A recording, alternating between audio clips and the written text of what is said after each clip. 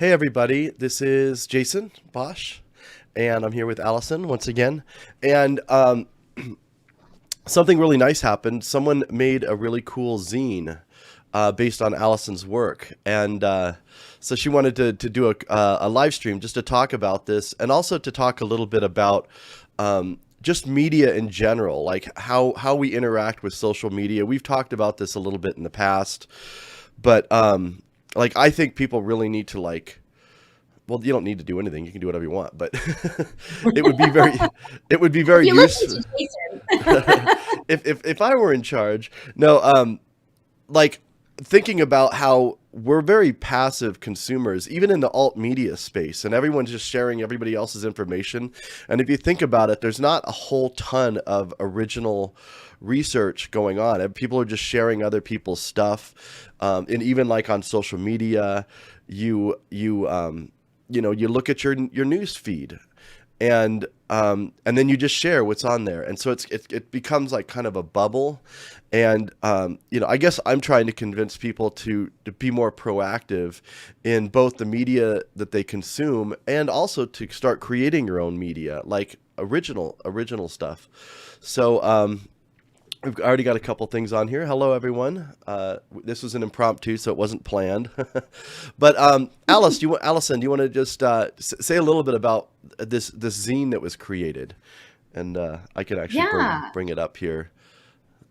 sure. So this was created by Eve. I'm just going to say her first name because that's all that she has on there. I don't know if she wants her whole name out and about. But I met Eve in person. I think she had followed some of my work online when she was visiting in Philadelphia, and we were doing like an informational picket connected with a teacher from Constitution High School who was protesting some of the health policies. It's been over a year. And so we were out a couple weeks in a row, and I met her in person there, and we got to know each other a little bit. And so she mentioned at the time that she was interested in working on a project like this, and which was great. But, there's a lot of times where people, and even myself, like I have grand ambitions for projects that I want to do, and it doesn't always like fully develop. So, and we hadn't really stayed in touch. And then just a few days ago, she sent an email, and it was like done, and it was pretty amazing. So, if people have been following my work, I realize that it feels really much like art and creative. The arts, visual arts, musical arts, theatrical arts, poems, songs, like if we can translate these hard concepts, we'll be much further ahead than just with my long form, sloggy 100-slide videos. And I tried to do a little bit of a little video animation with construction paper cutouts like 4 or 5 years ago, and my artistic ability is so limited. And I often said, I was like, I just want this like as a zine. I'd love to have a zine of this. And yeah, and then it happened. It just came out of the blue, which was a really nice surprise, because I've been trying to readjust of being out of the mainstream media, like the Twitterverse, and I've been off of Facebook land for a long time, and just reconstructing your identity, like feeling that you have this message to share, not knowing how to do it the most effective way, and trying to sort of wean yourself off of this sort of self-reinforcing identity hamster wheel that we were on. So I was a bit, I've been transitioning the last month or so, and just trying to figure out like, what do I do next? Like how can we be effective in telling this story that weirdly still there are huge pieces that 2.5 years later don't seem to be centered in the conversation. So it was a really nice surprise. And, I wanted to, have a chance to share it with people in case they didn't see it on my blog. And, we can include a link to the download or the PDF so that people can access it in the comments when we're done today. But thank you, Eve. It's wonderful. And I just wanted to sort of walk through and talk about some of the bits as we go along. Yeah, great. And by the way, if I have to, I'll have to mute myself, but I've got a little bit of a cold here, so bear with me if you're wondering why my voice sounds a little rough here. But yeah, so do you want to just walk through this a little bit, Alison? Yeah, well, so it's interesting. One of my early blog pieces when I was focused on educational technology. I actually talked about like data mining children as the new oil. So I think this is a really apt initial image there of this oil gusher. And then, our friend Lynn, who's very active in Dallas, Texas is a real center, the most data mineable area, from when we were down in Austin about, mining children for their data. So that was a really good way to start off, is understanding the next type of economic construct. And then I think this initial image, so we've been promised a new normal where we will build back better. And then there are these smaller images with the rescue plan, supply chain disruptions, rent increases, online learning, and QR codes. And then there's a temperature gun thing. And so I think this is really nice because it does show that it was never just a health event, that this was including all aspects of our lives, from housing to training to food systems. And it captures all of that in one sort of nice image. And the QR codes are central. Sorry, I messed up there. It's okay. Go ahead. Okay, do we want to scroll up and see the bottom? Yeah. And so, this is the bottom of the first page. Essentially, it's 18 sheets, and they're on an 8.5 by 11. And so I actually just printed them out. And I would love to try to figure out, we're trying to figure out what we're going to do field visit wise, but to like get some of these printed out. It's definitely more like a booklet than a pamphlet, but I think it's lovely. So you can take it and print it out. So the bottom half, I think some people took this the wrong way, and I did initially, because Eve's artwork is also very subtle and a little tongue-in-cheek. So you often hear me say, like, ranting against it's just a tool, right? With things like blockchain. And I'm like, it's not just a tool. It can't be used for good things. And so this framing of like, oh, it's not a rant against technology. It can be just a tool. I really believe that was a tongue-in-cheek statement, because she has to asterisk. And then at the bottom, it says that this technology was made by military intelligence and dark magicians. So I think when you have this little sidebar, you realize like that's a bit of a tongue-in-cheek poke at the people who are always talking about, it's just a tool, don't worry about it. You can use it for good and evil. At least that's the way I understood it from Eve. And then next to them, it says, however, our addiction to technology and convenience is being used against us. And so she has a series of 4 people with cell towers and sort of like, and holding devices with Wi-Fi and these like little fish hooks, sort of like with these ropes around their neck. So I might quibble a little bit, because I feel like our addiction to technology, it really is being that the world is being built around us with the technology, and then we're just supposed to sort of gradually, acquiesce to all of it. And so much marketing is poured into making us feel comfortable with it. But I do think increasingly, there are people who would like to make other choices about personal technologies or to not have it. But that's going to be more and more difficult. And not just phones, the idea that you can get rid of your phone. Eventually, once they move to these systems of, programmable money for public benefits, like you're going to have some sort of tracking system, whether that's, a smart watch or a monitor, or eventually an implantable control system, which they have already developed. So, I think we need to think about that really broadly. And what I like about what Eve has done is that this piece, even though it does frame things within, I guess, like a more general understanding of a lot of the resistance movement, it really does center the impact of these systems, particularly on vulnerable populations like children, veterans, low-income people, housing insecure people. And that is something that, like, I just don't think really exists out there now. Those, besides the Nephili brochure that we did, there aren't print materials that are really centering the social impact finance space, which I'm just so grateful to have that. I don't know, Jason, you have any thoughts, or I'll let you chime in if you feel like. Yeah, I agree. I was actually, I was focused on, I'm doing a new setup here. So, yeah. Okay. All right. Sorry. So check it out. This is our new layout. Like they might get a little bit better shot here. So, but yeah, go ahead. I'll chime in though. I will chime in. This is the page. Essentially it's hitting on like this person who's surrounded by boxes and data. And I really like a consistent theme through this, are all these ones and zeros. So it's a very binary world, and it actually fits really nicely with the black and white artwork that she shows, which is good because black and white artwork will be more easily reproducible, like on low end Xerox, that sort of thing. It's really nice and crisp. But it's a worker. It looks like a warehouse worker who's surrounded by these various boxes, and on the boxes are logos of all of these companies, including Watson and IBM, which we know goes way back to the 1920s in terms of the Hollerith cards and managing everyone. But and then it goes through to name brands like Apple and Amazon and Netflix, but into also DARPA and IARPA. So centering the fact for people who may not think about this right off the top of their head is that our consumer technology is fundamentally military technology, right? That the boxes that show up on the porch they come directly out of the military industrial complex. And so even though that they seem pretty domesticated and harmless, they do have these sort of darker origins. And yeah, so it says, oh, sorry, I didn't get to that. Can we scroll back?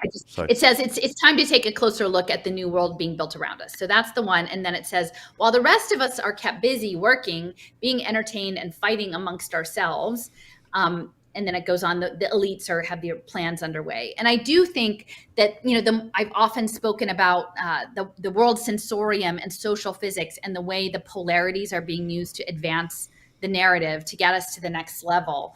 That the fighting each other and being entertained and being consumers, that's something that we need to be aware of and be more mindful about, and be more intentional about how we're being managed, because we are being managed on every side. Like when you're in a digital space, there's no way you're not being managed. The only question is to be aware of the extent to which you're being managed and being able to identify those ways in which you're being managed.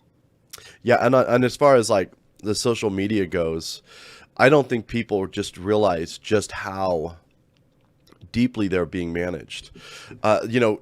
Mark Zuckerberg was just on the Joe Rogan podcast, and I didn't watch the thing, but they had a little clip of it on YouTube that I watched, but it was the whole conversation was just framed around the narrative that, it's these political operatives that have fake dummy accounts that are promoting their political candidate, and that's the biggest problem. And I don't if anybody watched the show and can tell me if they mentioned anything other than that, I probably will go check some of it out. But what I've realized is that through selective, corralling different groups of people into different silos, and then picking and choosing what people see and when and how, like, that's like next level shit. Anyway, so again, like, you're immersed in this. It's kind of like the fish in water. You're immersed in this media, but I don't think it's come out really the extent to which we are being manipulated. And I think it's way beyond what anybody is talking about. Yeah. So, I mean, and you've even had that on our channel, like administering my channel, like where you're not allowed to comment on things, or things have disappeared, or like you've seen it firsthand how things are manipulated, because you can kind of try on different identities in the space and see how the lens through which you're allowed to see it differs. Right. And the scary thing is, like, this is, still kind of the early stages of this. They're just going to get better and better at it, and it's going to become more seamless. I know. Yeah. All right. So this is the bottom of page 2. It says the wealthy elitist class have been busy mapping out our future, which they plan to control. By 2030, you will have no privacy, own nothing, and be happy. And it talks about the World Economic Forum and various secrets and not so secret societies that we won't get into here. And so, and then it as the slave owners of the past saw themselves as benevolent masters, the billionaires of today also assume they know what's best for the rest of us. And they have sort of this tall top hat figure with people on a string like a puppet, like an obey. And so, I would say, my position has sort of moved a bit beyond the World Economic Forum as the main focus, but she does talk about the not so secret things, right? Like a lot of this stuff is right out in the open. And I think some of this is a bit of a shorthand. When people see that, they feel like a comfort, like the most of the resistance community, because they're like, oh, okay, she's talking a language I can understand. I can identify with that and then like move further into the story. So I think that's really helpful. But again, that it's not so secret, and that it connects to the slavery, and that it connects to slavery with benevolent, so-called benevolent masters. And one of the things we touched on a little bit talking last night was, we're working on a presentation for this radio ecology and energy economic stuff with Leo, and looking at, you had mentioned, shouldn't we put a slide of the Zong massacre in there? Because this is about parametric insurance. And like the Zong massacre was an incident where slave holders were insuring their cargo, which was human cargo of enslaved African people. And the terms of the insurance claim, like they would get a pay if they died like of drowning, but not if they died of starvation or disease. And so they ended up throwing people overboard and killing them so that they could get their insurance payout. And so these were people that, the systems are out in the open. These same insurance systems, these same commodity trading systems are still here. And that's what we're going to get into a bit later. It's a different kind of commodity. It's a data commodity instead of a material, physical body commodity. But it is the same, very same legacy. And in order for us to accept it, or at least like the middle and professional classes to accept it, it has to be framed as something that is civilized and caring. And so, I think I appreciate that perspective. It was funny too, our conversation last night, because I was like, they were treated like they didn't have value, and then you were like, no, they do have value. But we were talking about two different values. I was talking about the inherent value of life. And then you were like, oh, from that vantage point, or from that perspective, that they had value in terms of the insurance claim. But it was just kind of a funny, like, this, what is value? What's valuable? And it was because I had to stop and think about that. I was like, wait, what? Oh yeah, of course. Value in terms of money. That's not what I was talking about. Now, which hat are you wearing? Yeah. Right. Exactly. The bad guy hat. Yeah. Okay. Okay. And so this is page 3. The top says goal 16.9 of the UN's 17 Sustainable Development Goals is a legal identification for all. And then it talks about the 17 goals, which is great, because I still think that while there's discussion of ESG impact investing, there's still a lot of folks in the resistance that are not taking this back to the United Nations. They're not taking it back to these 17 goals and knowing exactly what they are and how the metrics work, and understanding that, the World Economic Forum has been consolidated with the UN. And then that's really almost an extension of this impact management project and this global capital. So, I think there's still a certain subset of people who want to lean into like, it's the Chinese or the socialists or something. And I'm like, no, like if you actually look at the 2,000 of the world's largest asset holders, they've structured these systems for that, but everything has to be within a pipeline and traceable. And that includes not only human beings, but social systems, natural systems. Everything has to have its unique identifier, because within the augmented reality space, you have to be trackable every single moment, or the whole augmented reality smart contract layer falls apart. So that's something that I really think that, people need to get better at, is unpacking that. And then what complicates it is that, you have certain figures like Robert F. Kennedy Jr. who've made their identity and built their identity around sustainability and like alternative energy. And, that's something that's been a red flag for me for a long time, is you can't both, on the one hand, do your health advocacy a certain way, but then pretend that the zero carbon sustainability stuff is fine.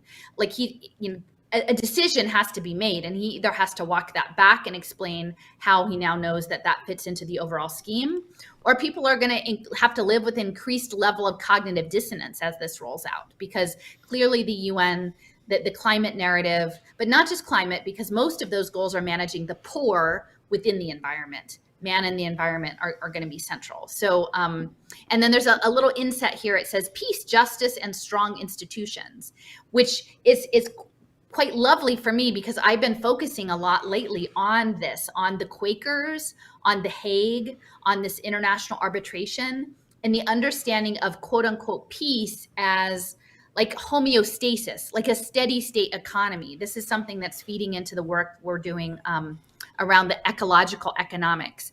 Peace meaning a circuit, like the circular economy, the stakeholder economy, but the energetics, the electrical engineering of it. And peace is going to be a very, very charged word, like moving forward. And so part of it is how they lay claim to the terms and what it means. Just like we had some confusion over which part of value, which kind of value we're talking about, like which kind of peace are we talking about? Is it a piece that's engineered through, a complementary nanotechnology lobotomy, which is kind of the image next to it, which is a silhouette of a person that's filled with hexagons. So that's sort of the graphene hive mind and ones and zeros. And it talks about like, when you get this identity, it's going to be digital and it's likely going to be on blockchain, and emphasizing the interoperability of that along with the QR codes, which have become, so much more normalized over the last couple of years. Yeah, on the UN thing, the UN SDGs, even like the Agenda 21, I had people talking to me about that a long, long time ago, and I kind of I didn't really go there, and I kind of didn't invest the time and energy to really study it because of the way it was being framed. And it was framed in your typical the UN's coming for America, and I knew that wasn't the situation. Like, I mean, now that I've studied it more, it's like the UN is, because I always thought that there was too much emphasis put on the UN. Like, the UN are going to have all these stories. The UN are going to have troops in our cities and all this other stuff, and I just I knew that there was a false thing about that narrative. Although it's interesting because it's unfortunate because it prevented me from actually looking at the SDGs and what their goals are. But because of the way it was framed in this partisan kind of patriotic, inaccurate way, it's just looking at this or just thinking about that. Like I should have been on the SDG thing a long time ago, but it was the way that it was framed. And I think that's deliberate. Like they're going to oh, it's the communists coming or whatever. Like they do these polarizing narratives that aren't actually accurate. So I don't know, just something that I was thinking about, like looking at that. I would just say too, like, I feel like people finally are sort of catching up on the impact finance space, but the frame is not the frame that I've offered. The frame is looking at global capital flows that get the impact data to train the AI, right? So it's profit and it's also the machine learning. The vast majority of people who are the main talking heads out there are talking about ESG as if it's some outside thing. I mean, like right before I got off Twitter, I was really upset because someone had sort of advanced this tweet that said, oh my gosh, like BlackRock can't even protect itself from the SEC's SEG, regulations. Like, how will the rest of us protect ourselves if BlackRock can't even protect themselves? And I'm thinking, as if they're in opposition. And I was like, no, BlackRock built it. Like, right. If anything, the BlackRock leaning on the government to get it in because the BlackRock needs these policy, like the infrastructure. It is a public-private partnership. But if anything, the government is what's providing access for the private capital to place the bets on people and nature.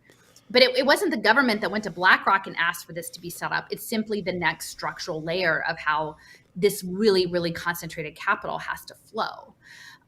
So, for the most part, we're talking about it, but these people are talking about it. They're caught in as far as I'm concerned, there's a story that's incorrect, and it's not actually going to lead to any resolution because now they've got people looking in the wrong place for what the source of the problem is. Right. So, yeah. And so then at the bottom, it talks about like your digital ID having, biometrics. And, that's, when I started in these, my work was looking at initially children in South Africa on surveillance play tables tied to UN SDG 3, right? And so you were saying your introduction, and that's why it differs how you come into an issue. If you come into an issue and the person presenting it is presenting it with a frame that is not necessarily aligned with yours, you set it aside. Like for me, once I looked at it and I realized that what was happening was unethical, that you don't put children on technology to mine their behaviors and give them a credit score. I was able to walk in that door much more clearly, because if I knew if they were doing this to children, they would do it across all these other areas, including, healthcare and housing and the judicial system. But one of the main groups in this was the Syrian refugee population, because I think, not unlike the people who fled Ukraine, that was done on purpose. Like, that was part of the plan. The displaced people scenario was a very much intentional, calculated element of trialing these technologies. And so in those cases, not only were the children put on technology in refugee camps, but the parents had their retinal scans taken, their iris scans, and to pay for groceries. And a lot of these, it was connected to countries in Scandinavia. So like the Ericsson, Nokia, socially progressive countries that would literally ask Syrian moms to scan their retina to get groceries for their families. And these are people who literally had their, whole communities bombed to nothing. It wasn't like they were trying to sneak in and take advantage. They were literally in the most vulnerable situation ever. So that biometric is key. And I like the way that Eve has laid out all of the different elements, because that's something that really struck me, is when it's not just your eyes or your thumbprints. It's your DNA, it's your vein patterns, finger geometry, like even gait recognition. Because I think some people are like, oh, well, they're doing this, they're obscuring faces so that they can get other biometrics, which may be the case. And if anything, I think it would be like the gait recognition aspects. And even one thing that's not on there, which always hit me really strongly, is behavioral biometrics. So like, they know if, on average, when you wake up in the morning and check your email, like they know when you're in a car and if the car is in a place that you're usually in. And so any of those, like some constellation of abnormalities would trigger a like, oh, well, this isn't behaviorally, this doesn't correspond with the person as we know them. Like, it's a different pattern. So then on the bottom, it's just talking about the fact that you use these digital identities tied to individual communication devices to access concerts, to access grocery stores, to access other things, that if you don't have this track and trace biometric identity, your options for mobility are going to be significantly decreased. Okay, you were chopping up a little bit, so I lowered your quality that's going to use. So just let me know if you have issues reading it. Okay. Okay, and so this is page 4, the top. It's great. It says in other places, they're introducing digital driver's licenses with biometric data. So this is huge, and actually has Florida, which is great, because we know in the polarity, they're driving people into Texas and Florida, but the conservatives have their different way of getting everyone on blockchain, which is the e-government. And so that's that. And then on the other side, it talks about pilot programs, many of which are the ones that I featured, which is really great, because this is something, again, that even 2 years later, as much as I've pounded on it, like, it's not happening. And even people who used to kind of talk about it, I feel like they've pulled back, which is really disappointing. So looking at the Syrian refugees, looking at the pilot for health records in Austin on the unhoused people. And that was just giving people, literally taking their biometrics and giving them a laminated card with a QR code on it. Like, it doesn't even have to be high tech. That was what I was trying to talk about. And then tracking pregnancy behaviors in Tanzania and this baby, and then also Cardano, that the data that's going on there is all kinds of data, from healthcare data to education data, that's going to build out your digital twin. Okay, and then underneath it says, eventually all your records will be stored in your digital wallet.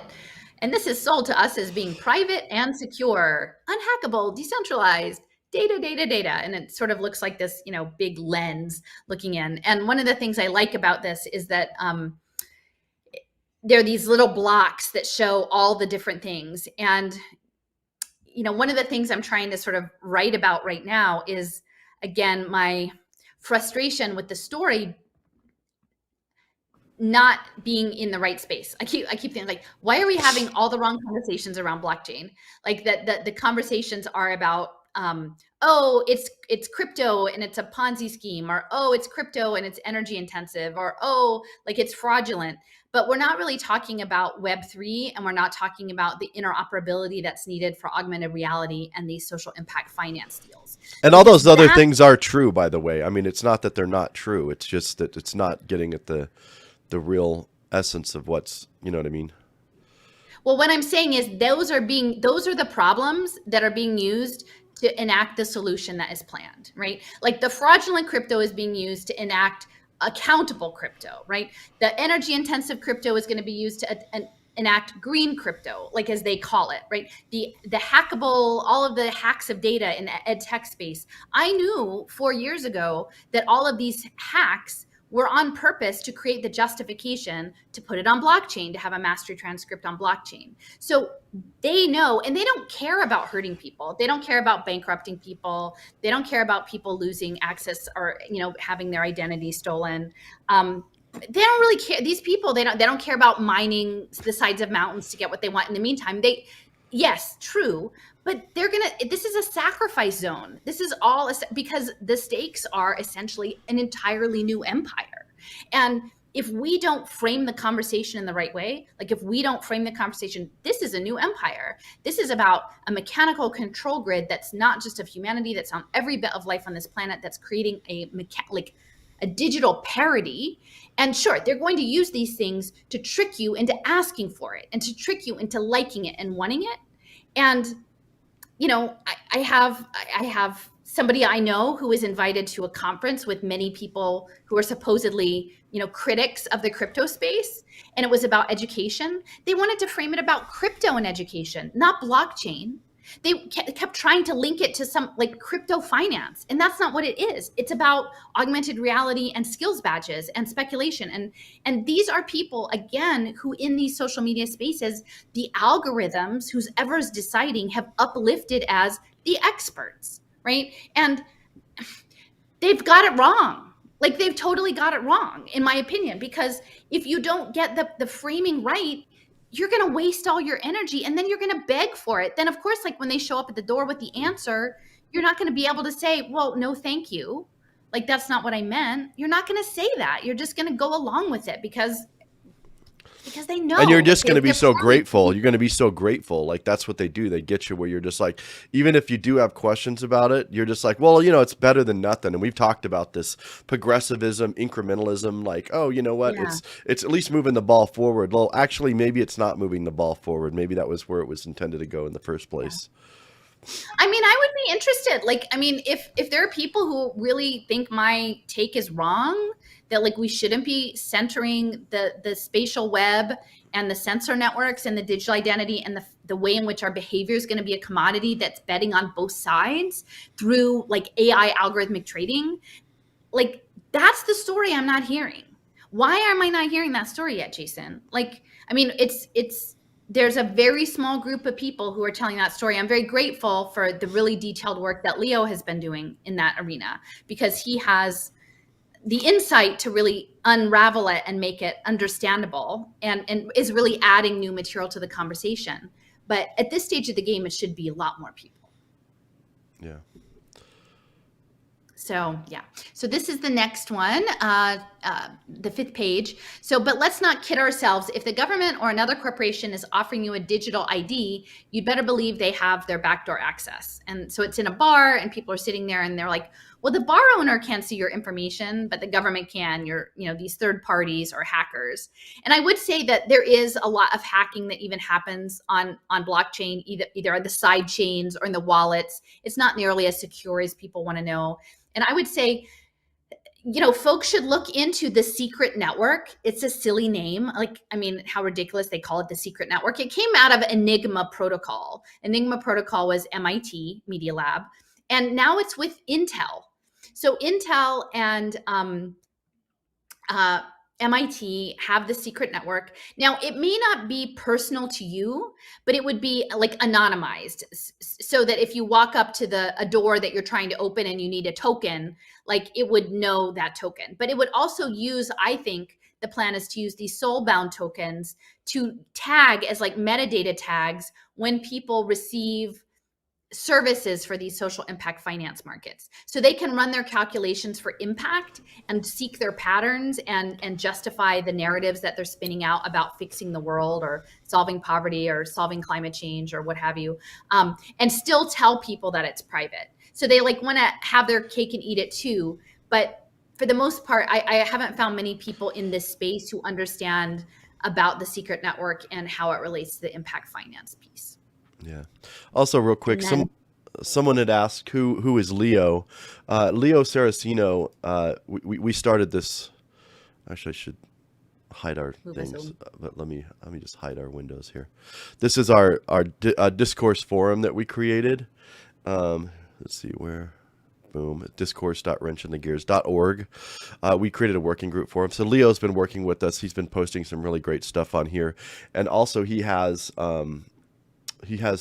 written some articles on Silicon Icarus. I'm not going to be able to get to the bottom of the page because this is just going to go forever. We have too much stuff now. Anyways. Yeah, Silicon Icarus, he's a contributor there, and he's done a lot of good work on Celo or CELO, C-E-L-O, and the way these different coins and bonding curves and alpha bonds work. So, so anyways, he's just a collaborator with this that comes from having been involved in that space and initially kind of supportive of it, and then came to the realization that there were problems. So, but he's been doing some great work. Yeah. Are we on this one still? Yeah, I think so. Yeah. Okay. So then it's talking about like the cashless money and the tracking devices, both in stores for food and border crossings and other things. And so I would say this is something that oftentimes when it's discussed in like the general resistance spaces, it's framed as like carbon trading or these carbon economies, or the frame is really around sort of middle America. And I'm not saying that they're not also going to come around middle America, but I think we would be doing ourselves a disservice if we didn't actually look to the precedents for digital like programmable money, which again are the refugee spaces and the quote unquote humanitarian aid. But also I've done quite a bit of research into the conditional cash transfer pilots in Mexico. And those were done pre-programmable money, but where the payments that you received as a poor mother were contingent on performing certain behaviors, both yourself and your child, and having that logged in an ongoing record.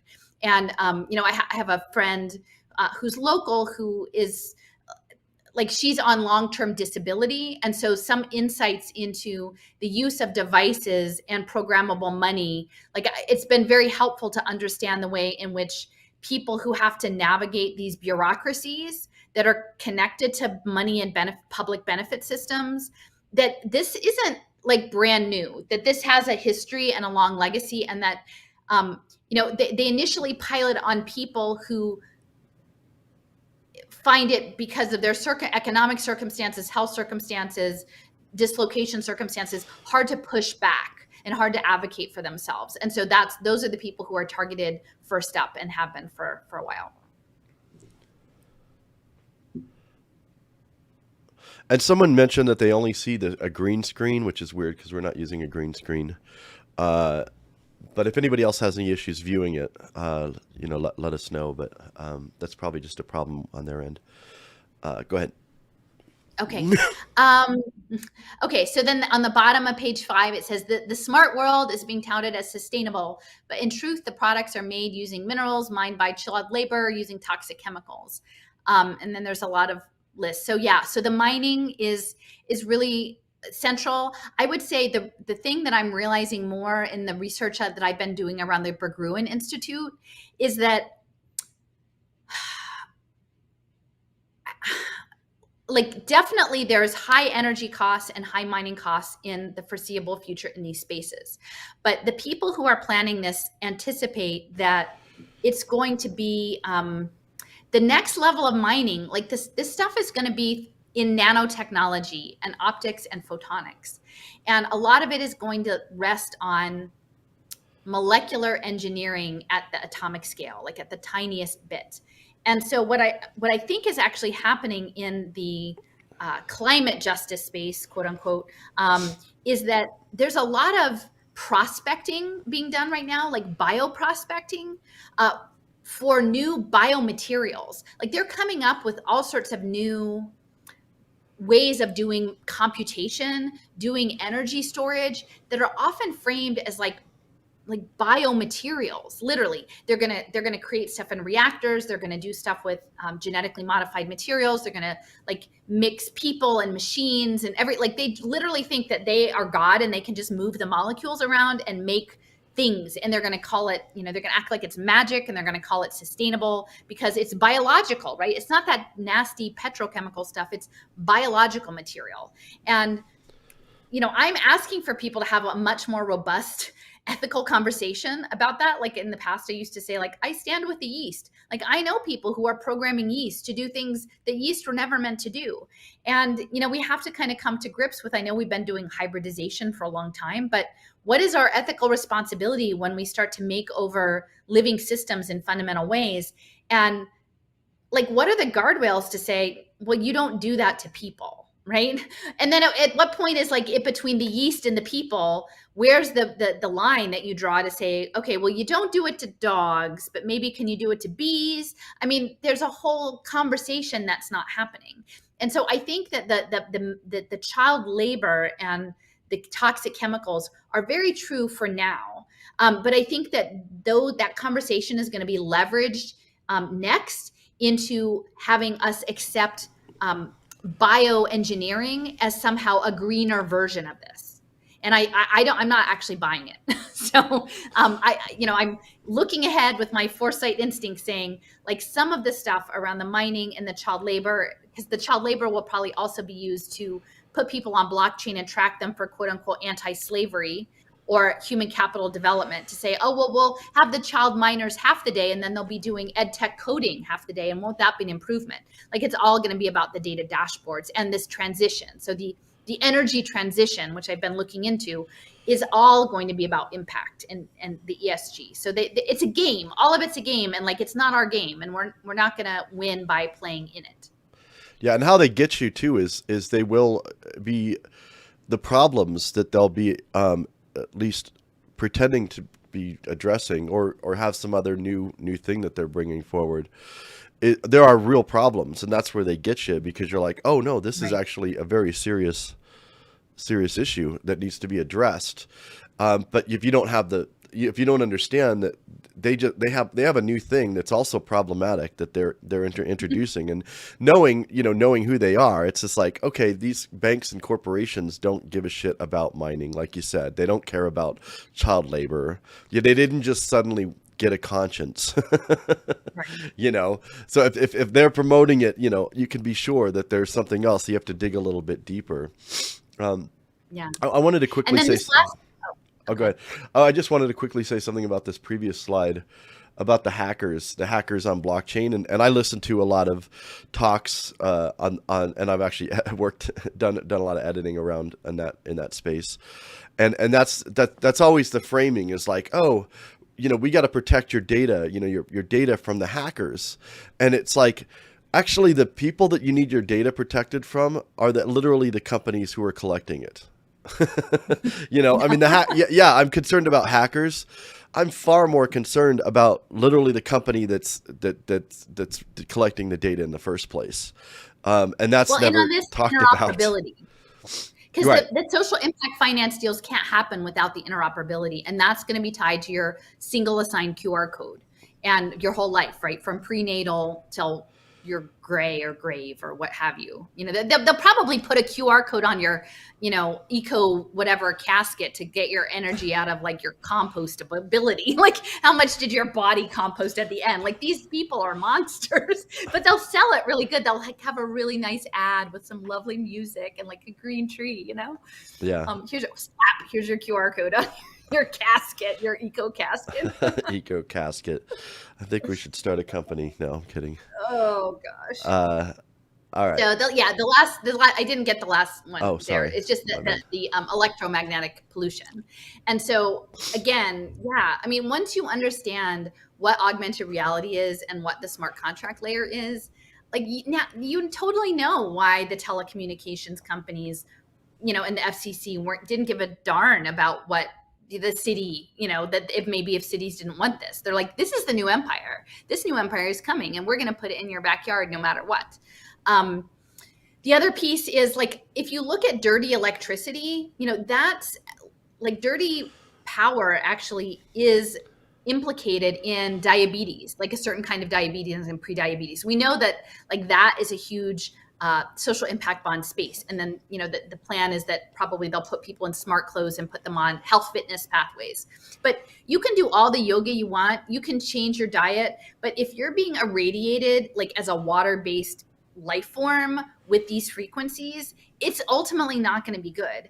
And one of the things that I've been working on today a little bit, because it's actually tied next to the nuclear power and these small scale transitions that are going to be sold as green, and these radioisotopes, is this idea of saltational evolution, which is different than gradual, like Darwin's gradualism. It's sort of like bigger leaps through, at certain points in history, living creatures like made evolutionary jumps, and they actually call them hopeful monsters.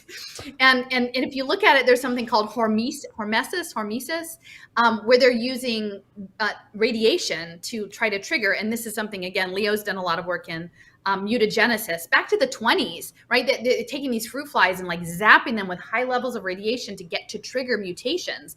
And like, they did it to seeds, right? We're going to zap these plants and see what we get. Like, maybe we'll get some hopeful monsters. Well, we're the hopeful monsters now. Like, we're the things that are being zapped, and they don't really care about, like, man, they're creating impact markets in chronic illness. Like, it's not genocide, guys. It's literally managed chronic illness under wearable technology. That's what it is. Trying for the hopeful monsters. So, like, maybe you get a few of the hopeful monsters out of it. And that's what those towers are for. It is the radio eugenics program. Yeah, on that one, I want to kind of just share something really quickly that Leo had posted this. It's actually about a stable coin. It's about creating a coin that's backed by physical assets, natural physical assets. But there's a line in here that really gets to kind of some of the mentality. Is this the one? Let's see. Hold on, let me find it. I think I copied. Okay, here it is. This is what our discourse looks like. Yeah, exactly. So I'll just read it. It says, this was from this paper about a stable coin, but the mentality is interesting. The theory behind stablecoin is built on the fact that free energy can be transferred by the transmission of information alone. It can seem daunting to try to bridge a connection between the pristine beauty, purity, and security of the ethereal digital world and the dirty physical reality that humans must inhabit to physically survive. So this thing is, it's insane. It's insane. The actual natural world that we live in is a dirty physical reality, where the digital world is pristine beauty, purity, and security. I mean, that's actually really incredibly. It's a window. It's a window into like how some of these people think. They want that level of purity. Like, they think that, like, this is security, purity, beauty right here. But like, nature is like messy and dirty and gross, and that's just, we have to live in this gross natural world. It's like, I read that, I'm just like, oh my God, like, you said that aloud. Well, not aloud. Right? But Leo was like, I'm surprised this got past their editors. They tip their hand a little bit, Yeah, you're just like, wait, what? But it's hard because you're like, we don't think like that. Yeah, we don't think like that. Sorry, go ahead. Well, and I think that's the wonderful potential, right? The chaos, the that which is outside. Like, I don't think that they can get their head in the space of people who would advocate that the natural is superior to the counterfeit. And so I think that gives us an edge, because they're just going to always underestimate the real. But that, even like within the metaverse, you can be whatever you want. You can do whatever you want. Like, you're trapped in this physical world, and you're free in the Well, it's metaverse. interesting. One of the things I was looking at, this post I'm making, I was thinking back to my thesis advisor, and she was I'm not sure if she's still alive, but she a landscape historian in the Pennsylvania German in Berks County, Pennsylvania. And I found her dissertation from 1980, which was about this herbal. It was about like just a common herbal book, like of medicinals for just regular people, like farmers. It wasn't a fancy academic book. It was just like a basic, first aid kind of thing, like how you would use plants and to solve different, medical issues that you might have. And in the thing, it actually talked about using plants for depression, for immigration, like that the new immigrants were so sad from leaving their homeland that like it triggered like a certain level of like dissociation and sadness. And so they were trying to find like a tea or something that would help with that.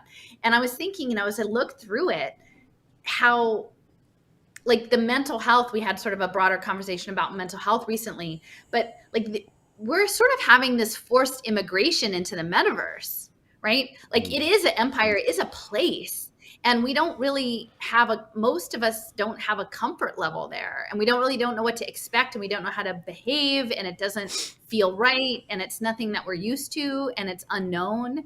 And like, I think it is triggering these sort of emotional and health related things, like even this forced immigration into the metaverse. So anyway, That's an interesting framing, like the idea of like, wow, we're like refugees from the real world. Yeah. That's crazy. At least that's what they aspire to. And I think the tension of us like trying to occupy this midway space, it causes a lot of stress. Yeah. Well, they'll prescribe you some plants, and all will be well. Yeah, the microdose, right? Microdosing a window plant. Here's your tea with the QR code on it, Okay, so so this really hit me. This is the top of page 6. We've been conditioned to accept and demand even more surveillance in the name of safety. And they have the various devices like Ring doorbells and Nest's home monitoring and TSA, and this Microsoft Azure, which is the cloud computing, right? So a lot of the premise of the data economy is built on the idea that you are unsafe and you have to seek safety in the machine. And then it says, but most of us don't recognize how invasive this technology is. And it has facial recognition with emotion recognition, which is something that really shocked me when I found out about it. And this was about 5 or 6 years ago, early on in the ed tech, that these devices that we use, and this was out of MIT Media Lab, were being used to track our emotions. And of course, in the dual use technology, it was framed as, I think it was Affectiva was the name of the product.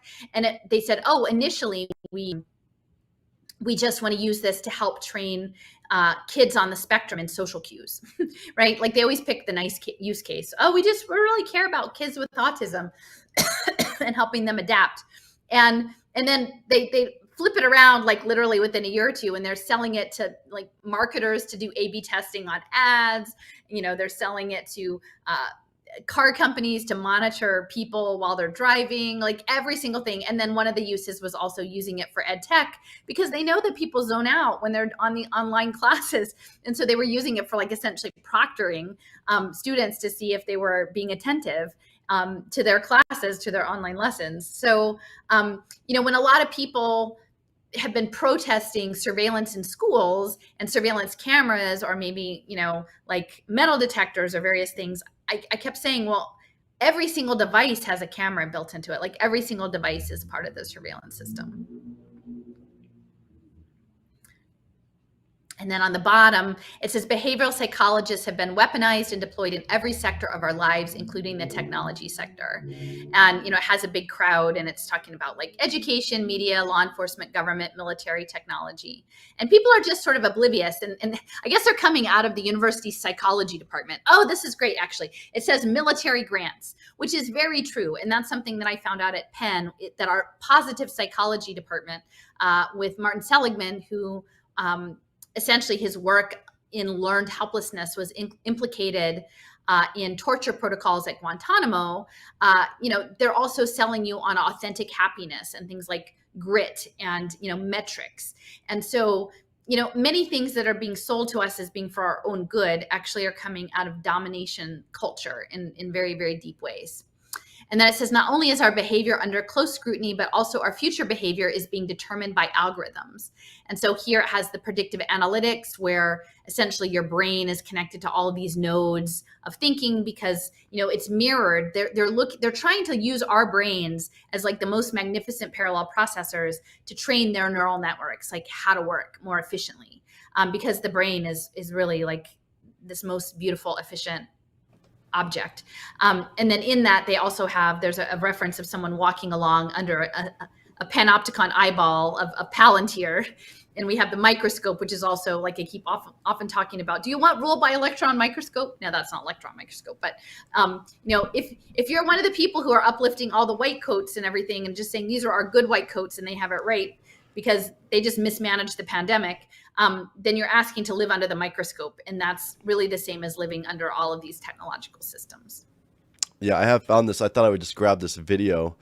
I found this the other day, and it was just like had some images of like some of the AI and where they're using AI to create artificial humans, like I guess for the metaverse, where it reacts to your facial expressions and whatnot. But like, oh wow, it was actually like, it would know like what kind of person you would be more responsive to.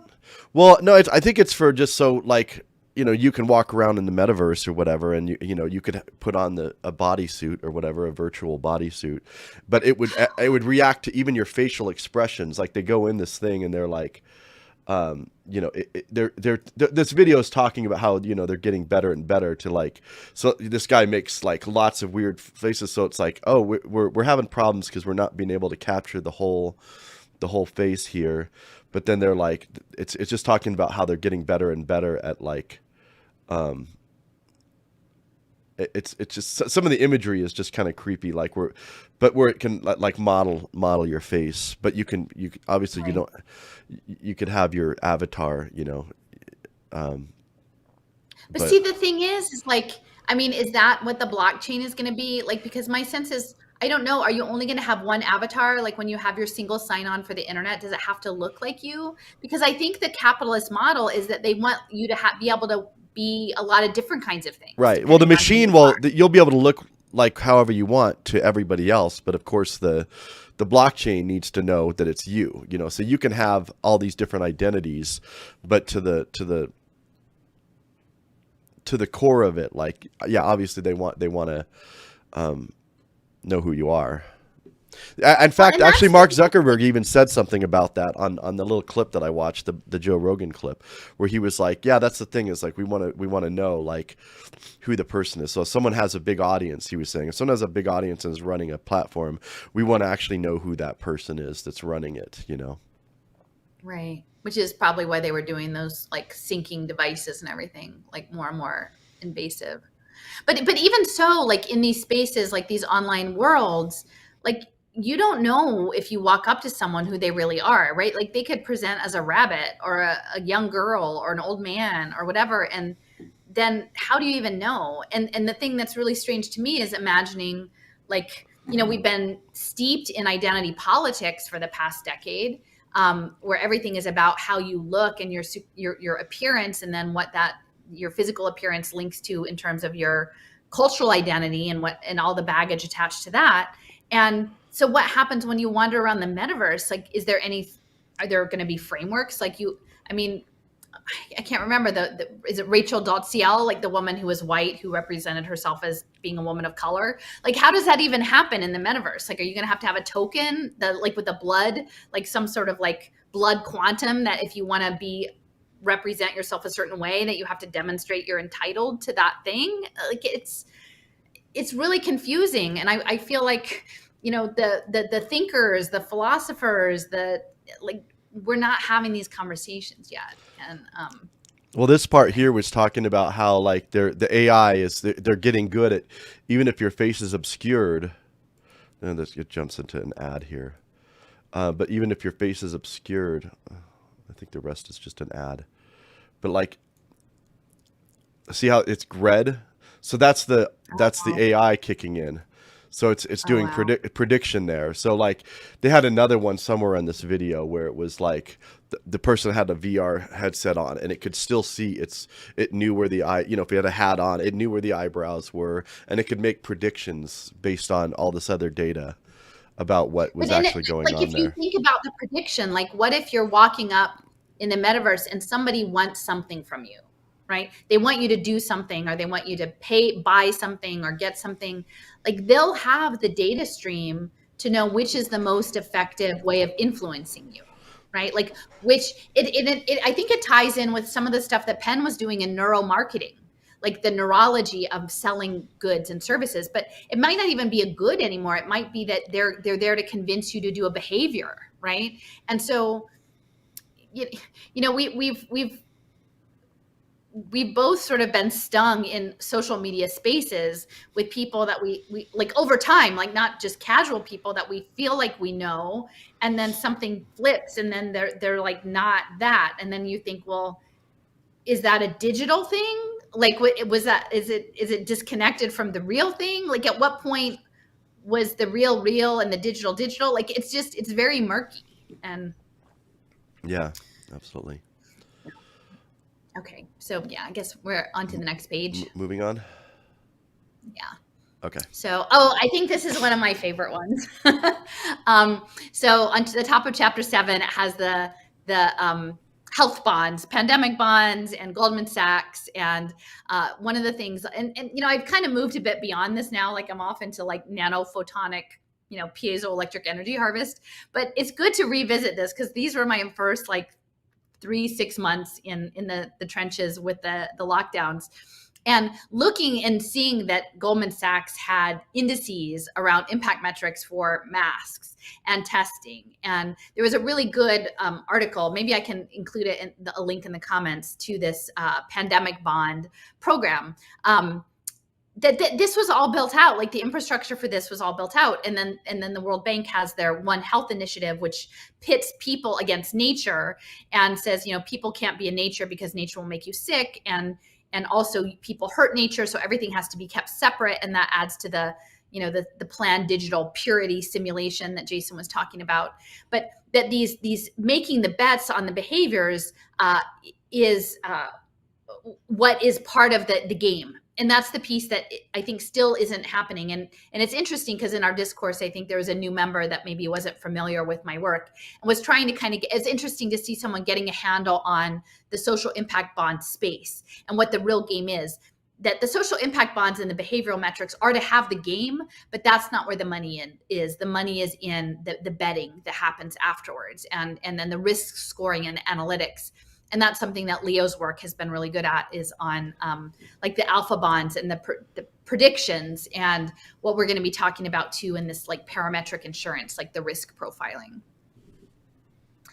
And so then the next thing it says, digital ID is the key to tracking behavior, and they'll track us as we move through the cities, the smart cities. So you have the healthcare, and it looks like there's some piezoelectric energy harvesting thing, or maybe that's a satellite. I'm not sure which one, but smart factories, smart workplaces. Again, the track and trace is all about tracking people in the workplace, smart schools, and smart lights, and smart government. So again, expanding the conversation. This isn't just about a health conversation. This is about the digital empire and the shift to e-government and smart government that was enabled and legitimized through the lockdowns. And then underneath it's kind of cute. Well, you've got the RoboDog, the Boston Dynamics, the robo humanoid police officer, which is definitely part of the whole defund the police so we can move to automated police. You know, smart glasses, I guess, personalized ads, that's out of like Minority Report, and smart trash cans and smart parking. So this is someone who like literally knew Philly. You know, I've talked about all these, like the armature, both the smart lights and the smart trash cans are sort of used as the base on which you can put other sensor devices and other monitoring devices. Again, often targeting low-income communities with like gunshot spotters and cameras and other things. Oh, smart sewage, right? Because later on, there's going to be a smart toilet. So the smart sewage and the smart grid are part of it. And that smart grid is blockchain, right? So all of the blockchain stuff. And, you know, eventually, again, we're going to get back to like, well, we need green blockchain because this current blockchain is a really bad kind of blockchain. We need nuclear blockchain, right? Because that's going to be the answer is getting like using our like small scale nuclear power, you know, thorium reactors to power our smart grid. Yeah, in the future, people will be afraid to use their toilet because it's gonna rat on them. Well, there's a really good short story that I often used to put out on social media, like intermittently, called "The Domestic Front," I think, and it was from the Oxford, Mississippi journal, "The Domestic Front," and Van Diamondfinger, yeah, and it's really good because at the beginning, it's about a guy who's really, really depressed and sort of how he in a smart environment because his significant other has been abducted by a smart car, and he's an alcoholic, and essentially he won't use the toilet. He just uses the sink because it doesn't have the same sensors on it. Wow. Ew. I know. He also would program his toast to have burn patterns of dictators, I think defecating on his face or something. Like he would pay extra to have like non-open source dictators like that. That's how dark this is. But this short story was at least 5 or 6 years old already. So, you know, the people who knew what was coming, like they were already, you know, writing the stories about it.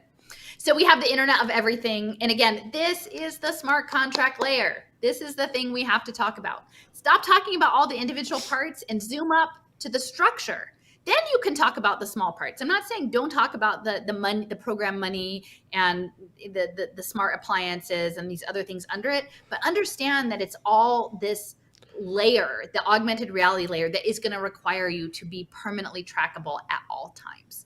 And then there's a little diagram. The smart things in your home, your bedroom, your kitchen, your toilet, and I would even say like one of the things that I was stumbled across early on, like they have smart, sex toys. They even have these things called like teledildonics. And so one of the things that I was so upset about is like knowing that, while some people might enjoy our like nerdy conversations about like these emerging technologies, there's a lot of other people who are watching all sorts of other content online that is of a more licentious nature, shall we say. And like they have whole industries around this, like soft porn and camming. And so eventually, like that's one of the things I talked about when we went out to Rockfin is like when you have these platforms, it's not all like cerebral discussions. Some of it's other stuff. And like, how are you like even regulating like children in that space? And this idea of like,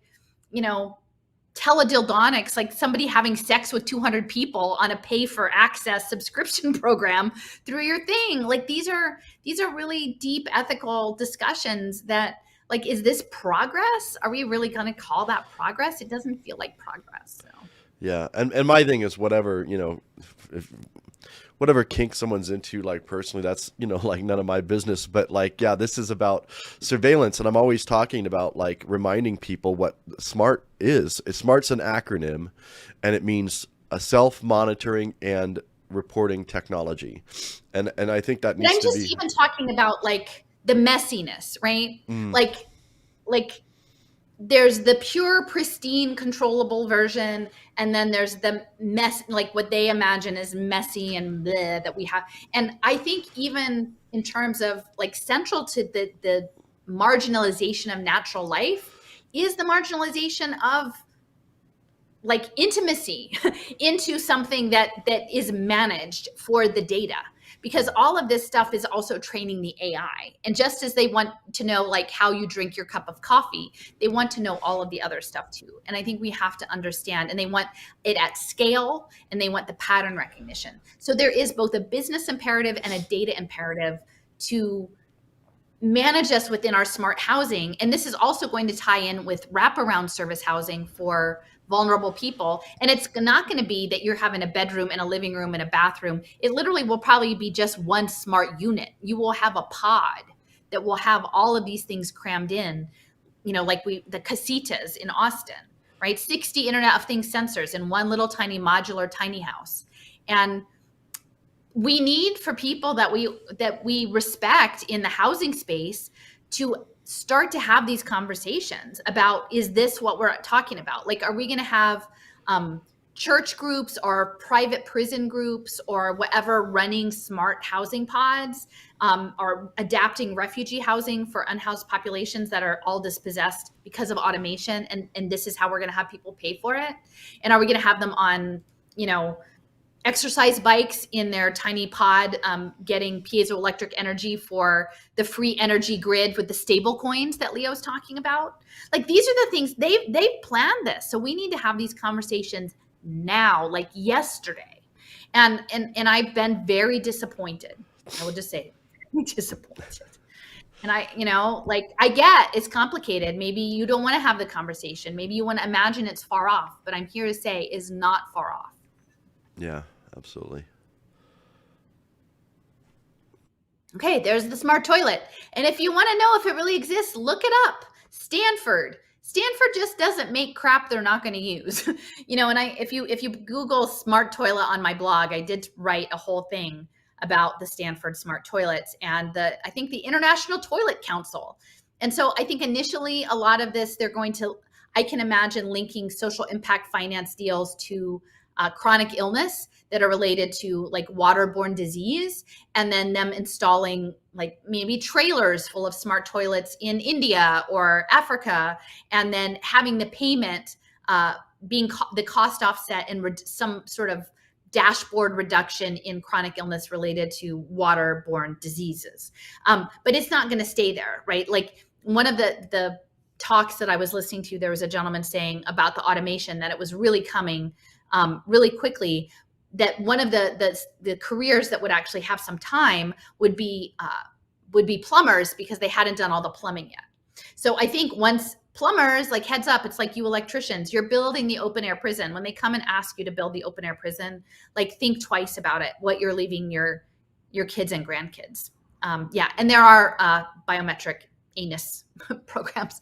So it's and I've talked about this a lot, about the smart toilet being linked to your smart door, that if the AI decides that whatever the profile is of your morning deposit is not acceptable, that you can't get out.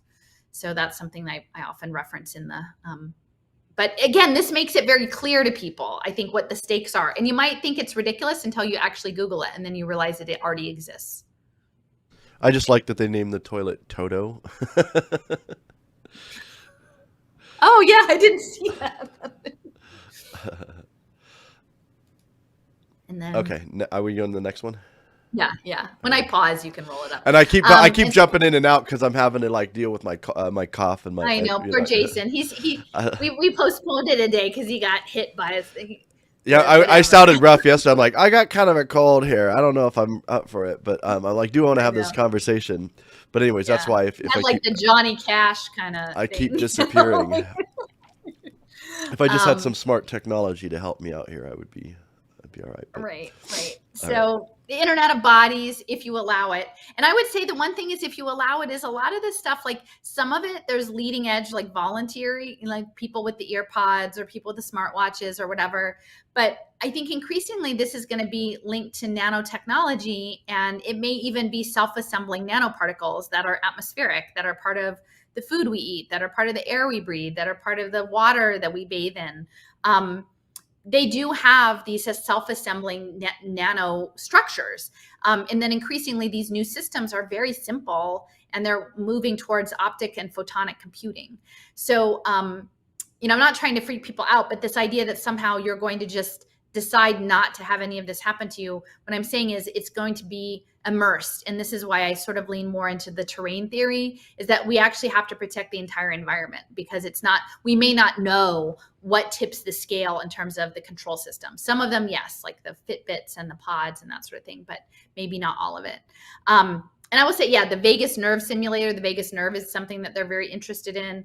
I see the muscle stimulator. If you haven't read and you like science fiction, the Diamond Age is really, Neil Stephenson's Diamond Age is an interesting read. And at the beginning, it actually talks about like, there's a guy who ends up being sort of a thug, and it talks about his muscle building protocol, and that he actually has these like little nanobots that like twitch his muscles to like build out his muscles. Like he doesn't actually have to exercise. It's just like the nanobots like twitch his muscles around to bulk him up.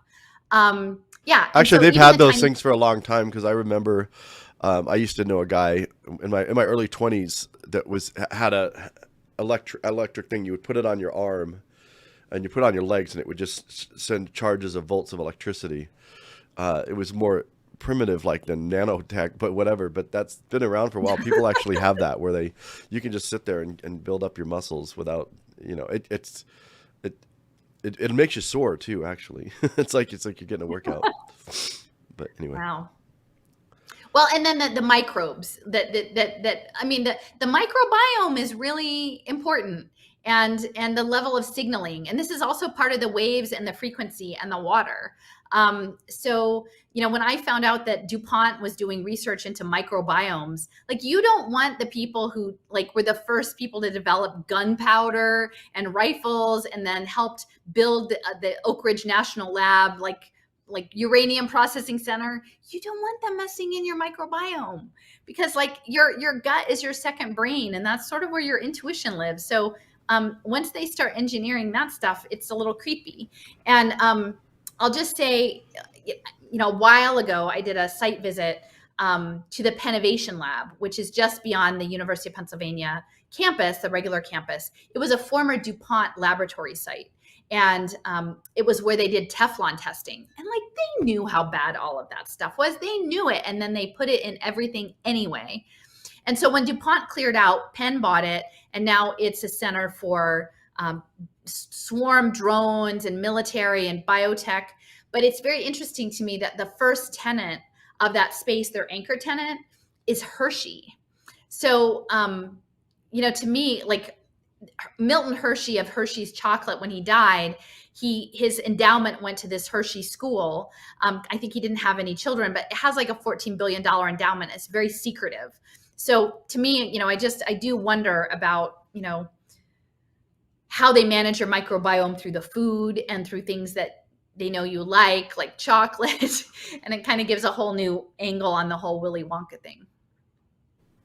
Oh, and I will just say before we move next, just if it's not a linked here, but if people are listening to this and they haven't actually looked up Ian Akyildiz at Georgia Tech, I think it's Ian Akyildiz.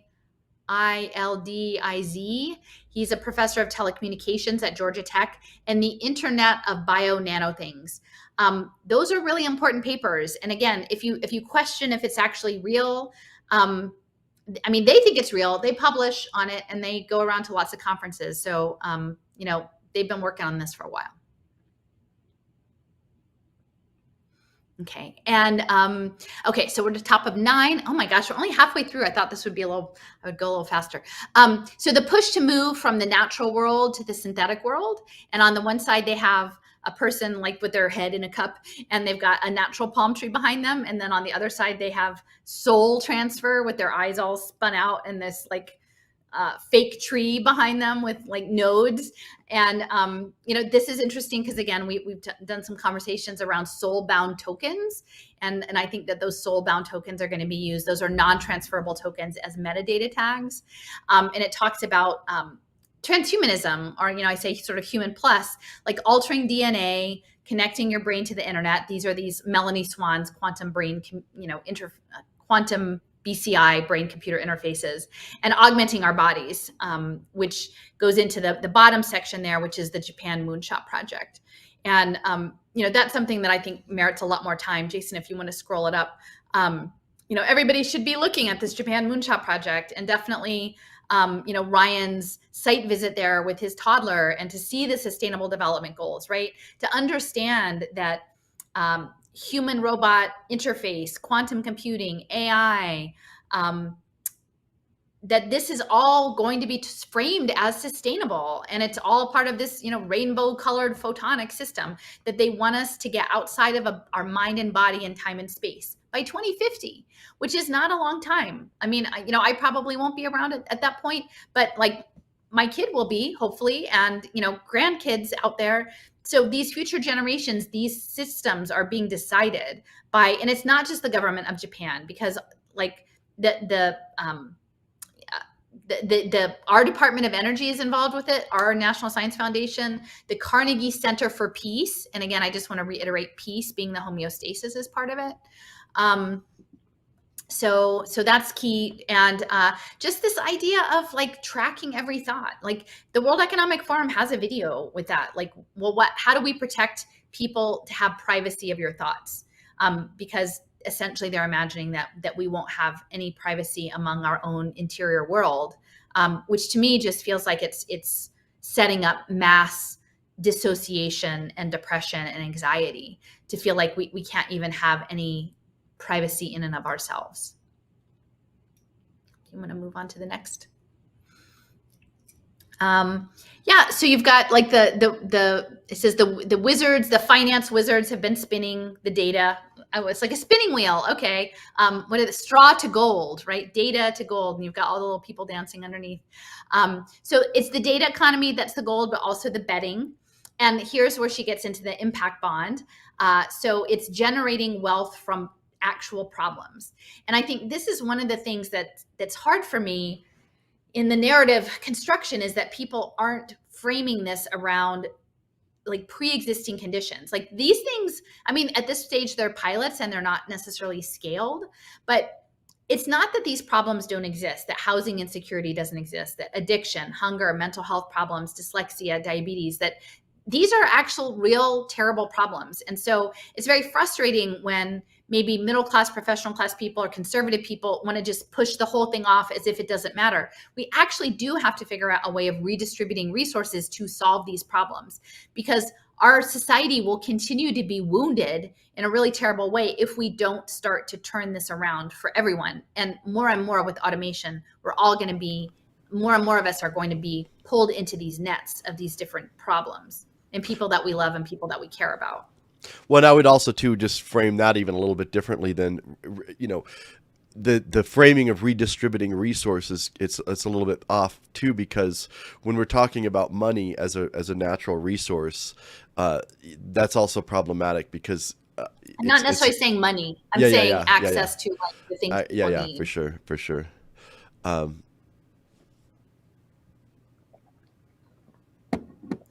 But yeah, I see your point. Yeah, I meant more like it's locked up in this fiction, right? And I truly believe, like, I'm not a Malthusian and I'm not a nihilist. Like, I think that there are ways of being in the world with nature that we could become better relatives. We could have more reciprocity, but there's a lot of reckoning we have to do with ourselves before we get there. But before we can even start to do that reckoning, we have to even understand what the problem is in the first place. And, I think the fact that this zine exists makes me hopeful that maybe it's not a numbers game. It's just getting the right people. And for me, like Eve was one of those right people who could take this really vast amount of material and condense it into something that I think is much more accessible, which I'm grateful for. Yeah.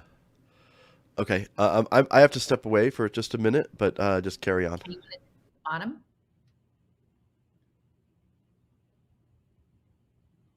Okay. And so the bottom of page 10, it says private investors, nonprofit groups, and governments are teaming to make you better while making a profit. And then investors fund nonprofit organizations that run programs to fix target populations. And so I think this is really important too, because a lot of in the resistance space, it tends to be like, or at least a lot of the people that would follow me would be more on the conservative side. People maybe coming from a faith-based perspective, or coming from more of a libertarian perspective, or imagining that this is just the government doing this. And what I've been trying to convey is that the entire system requires both sides. Actually, it requires all three sides. So it requires the money that's coming from portfolios, but increasingly these portfolios may not even be human. Like there's not necessarily even, I mean, there's people whose, names are on the website or on the annual reports, but the actual trades that are being done through machines. So when you get right back down to the decision making, like this is a mechanical process. And so you've got the capital, the government provides access to the people. So the government is providing through your digital identity, through your digital citizenship, the way for them to get to you and to track you through the regulated telecommunication systems and the sensor networks. And then eventually, we know that the governments are going to start to merge into the sort of a global governance system. And that will come through initially like regionalization and then more broadly. And then you've got the nonprofits who are really central. And if you imagine like how many people that work either for some sort of civil society group, some sort of nonprofit, like even the University of Pennsylvania, which is the largest private employer in the city of Philadelphia, is a nonprofit. It doesn't pay any property tax or doesn't have to pay any property tax to the city if it doesn't want to. So you've got all three of these pieces. And then the NGO sector is that third sector, but even globally is also the humanitarian aid and the development aid, which is something that, I've touched on. Roll had that really nice article about the history of Nigeria and setting the African famine from that civil war, setting up the humanitarian development aid space. So some of them can be small, like your local church. Some of them can be large, like USAID. But they're all just a matter of scale, of targeting people with problems that are real problems. But then in the accountability metrics, and this is something one of our forum members talked about today, they identified a situation where in the name of accountability, there will be more data tracking. This was relating to the PPE loan paybacks, right? Or finding cognitive inconsistencies and saying like, see, those people don't want you to have student loan debt forgiven, but look, they had their debt forgiven. And so there are these situations that are set up very strategically to move you into accountability, quote unquote, but that accountability is the digital panopticon. So if you want the help, you're going to have to meet all of the protocols. And that's the smart contract layer.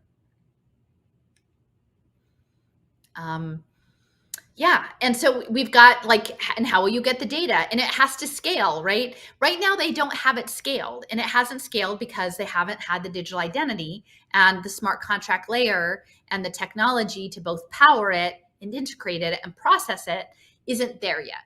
And I don't know what the time frame is, and I don't know both of the capacity to develop it and the ability or the choice of society to accept it as normal, or a majority of the society to accept it as normal.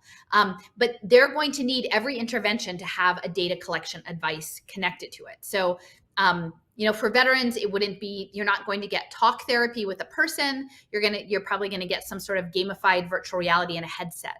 And this is connected to Richard Layard's equation around happiness and depression that was used to scale the National Institutes of Health in England. And they were pushing cognitive behavioral therapy because that's something that's going to be able to be digital.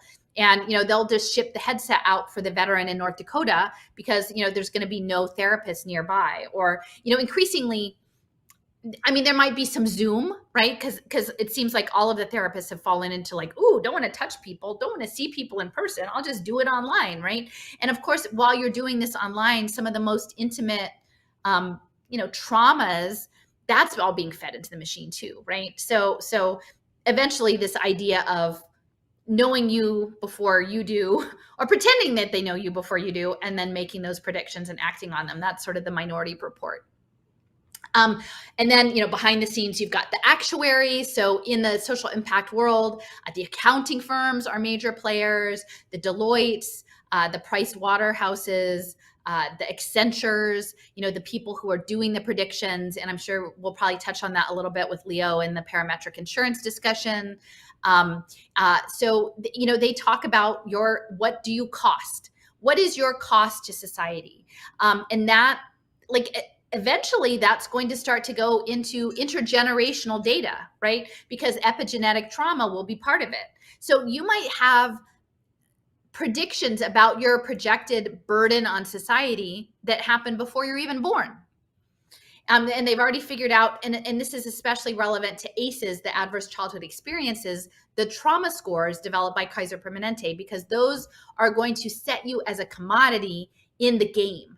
And the thing that breaks my heart the most is that there's going to be some sweet spot that the actuarial people are looking for. And I created an infographic around this early on, is that they don't want anyone that's so broken that they're not fixable, because that they're not going to put any money into you if they don't think that they can fix you according to a data dashboard, that a way that presents on the data dashboard. These are the ones that are put out by Salesforce and Balmer's, Social Solutions and all these things. They're not going to do it. And if you're just slightly broken and maybe you just need a little bit of an optimization, that's not going to be much. There's not going to be much value in that.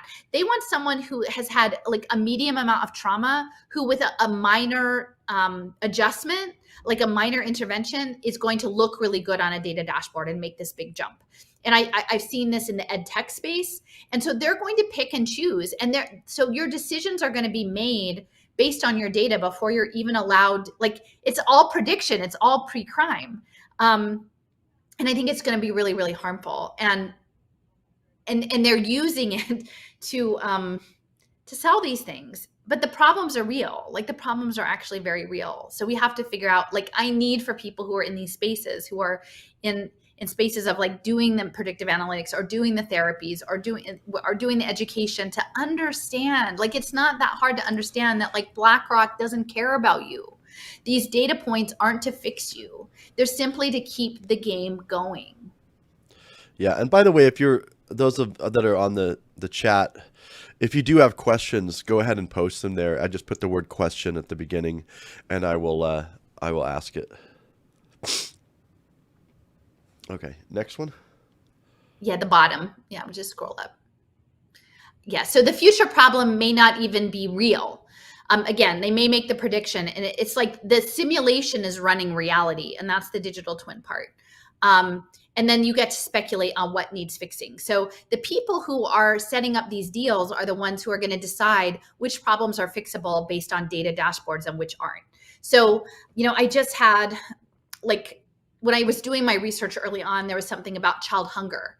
And the guy from the San Francisco Fed said, well, we haven't figured the cost offset for pay for success for child hunger yet, but maybe it would be test scores.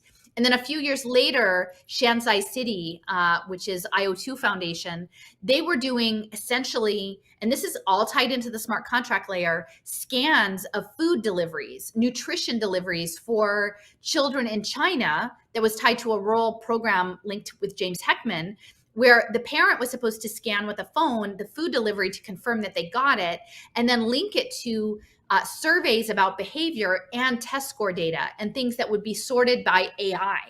So clearly they've already figured out how to link test score data to food, and that's what's coming next. And this is all about both,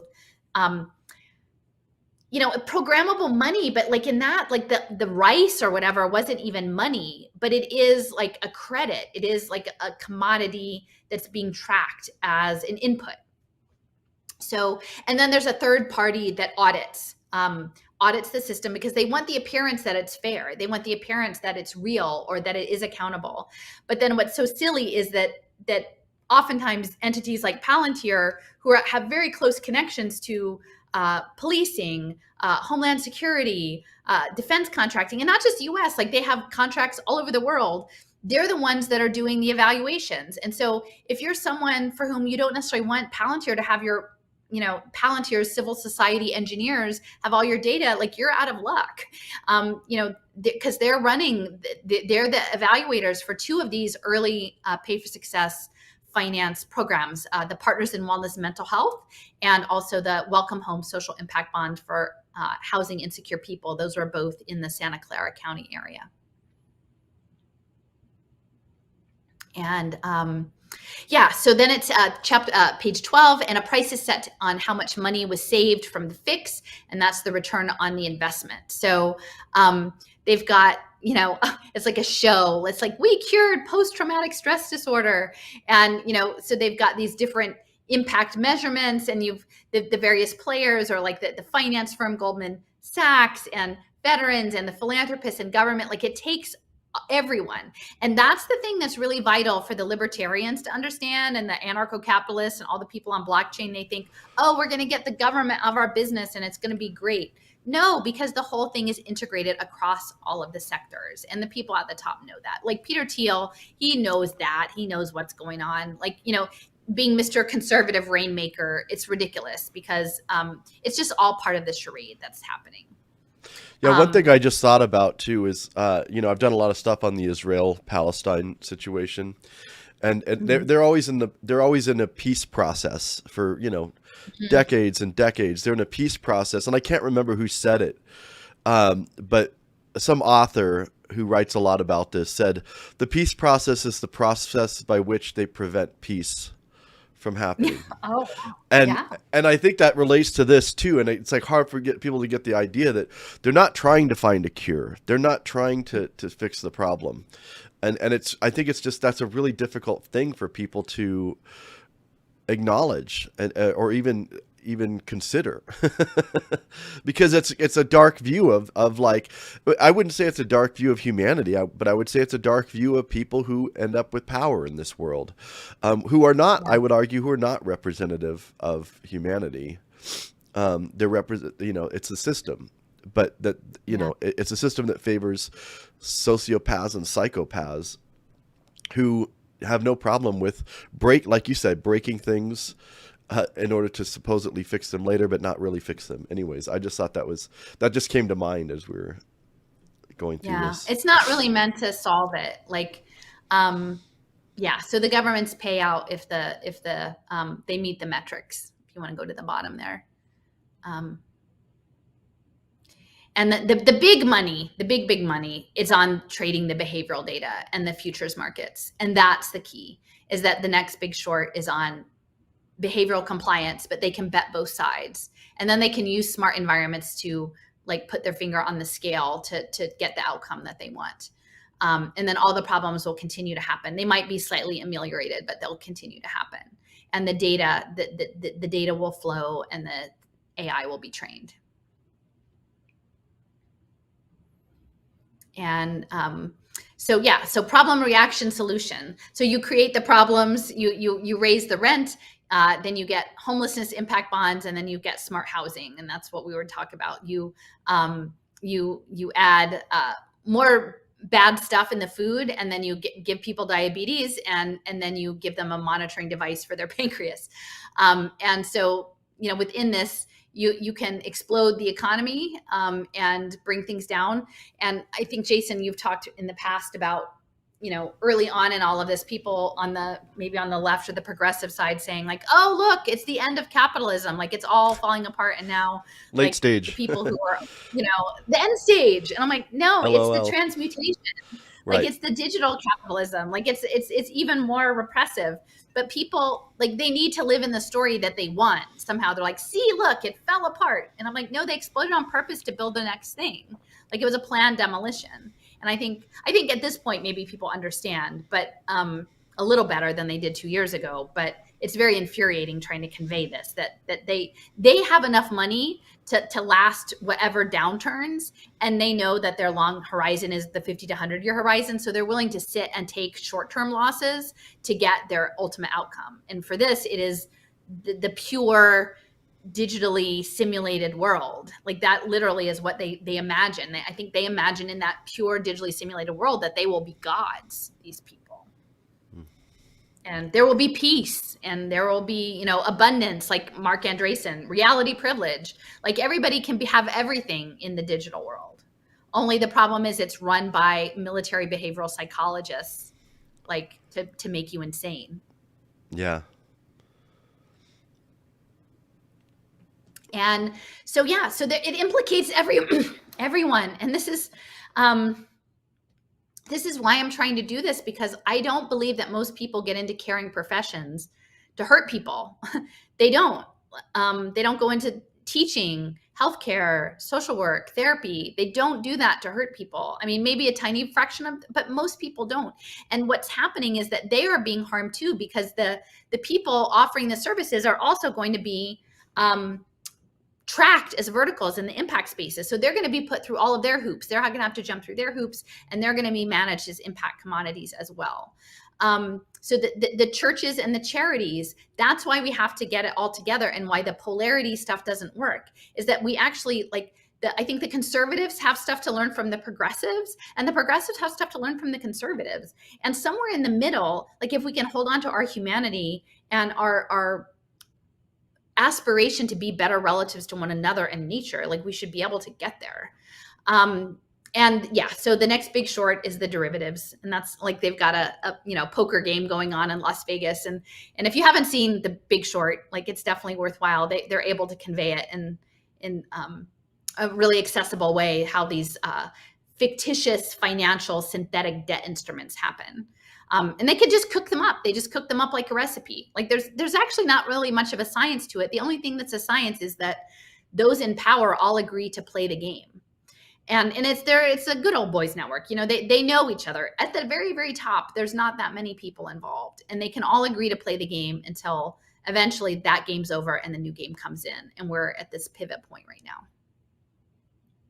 Yeah, and I'll real quick. Someone had asked on the chat, what do we do? Do we lobby our politicians or warn regular people? We've talked a little bit about this, so I won't really go into detail, but I think it's completely pointless to try to lobby your politician. Once you understand the system, I don't believe there is a political solution within the system. And it's people want an easy answer of how we get there. And I think what needs to happen first, and again, I don't know what happens after that necessarily, but a large percentage, or at least I don't know what percentage, but people need to actually understand what the problem is, which is what we're trying to do. We're trying to help educate people. So my advice in terms of what to do about it is to really educate yourself and try to educate others about what is actually going on, because they'll give you like that whole point of what a lot of what we're saying is they're going to give you false solutions to the problems that you see day to day.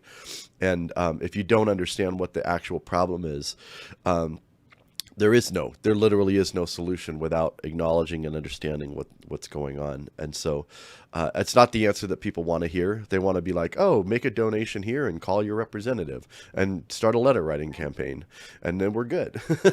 We're talking about something that's built up over hundreds of years, quite frankly. This is a continuation of colonialism, of slavery, of genocide. Anyway, so I just thought I would just acknowledge that question real quick. All right. And I think some of it is being authentic. Like it is the messy stuff. Like it is the unexpected. It is, part of what I was writing a little bit about today was like I think there's like 6 different kinds of love. And one of them is like philia, like affectionate love. Like I feel like if we limit our understanding of what's happening to the material realm, like they have a lot of that locked down. And it's not necessarily a good versus evil, like, oh, all the people there are evil. Like the system is flawed. Like it's a toxic system. And no one group, maybe there are even some billionaires who would do it differently, but like they don't know how to do it on their own. Like we can't. So there has to be some tipping point that I think in terms of internal reflection about it. And, part of it I think is like the creativity, right? Like how do you use your gifts to process this message and then share it with other people? Like, I do my running around and with my little felt dolls and my rocks and things. And that's, it's not quite as it's talented as these ink drawings, but that's how I express my creativity. And I think we're going to talk about that a little bit later. But I think that there is, the people at the highest levels understood that there is a physics involved of energetics, of biophotonics, of your heart, this biological field theory. I don't understand it all. And I don't pretend that I do, but I think that as children of life, like we are connected to something bigger. And that if this is maybe some sort of cosmic test, like, do we show up and try to be real? Right. And then knowing that we mess stuff up, like knowing that this is like, I messed a lot of stuff up, but if we harden ourselves and become like these little non-playable characters, that's when they win.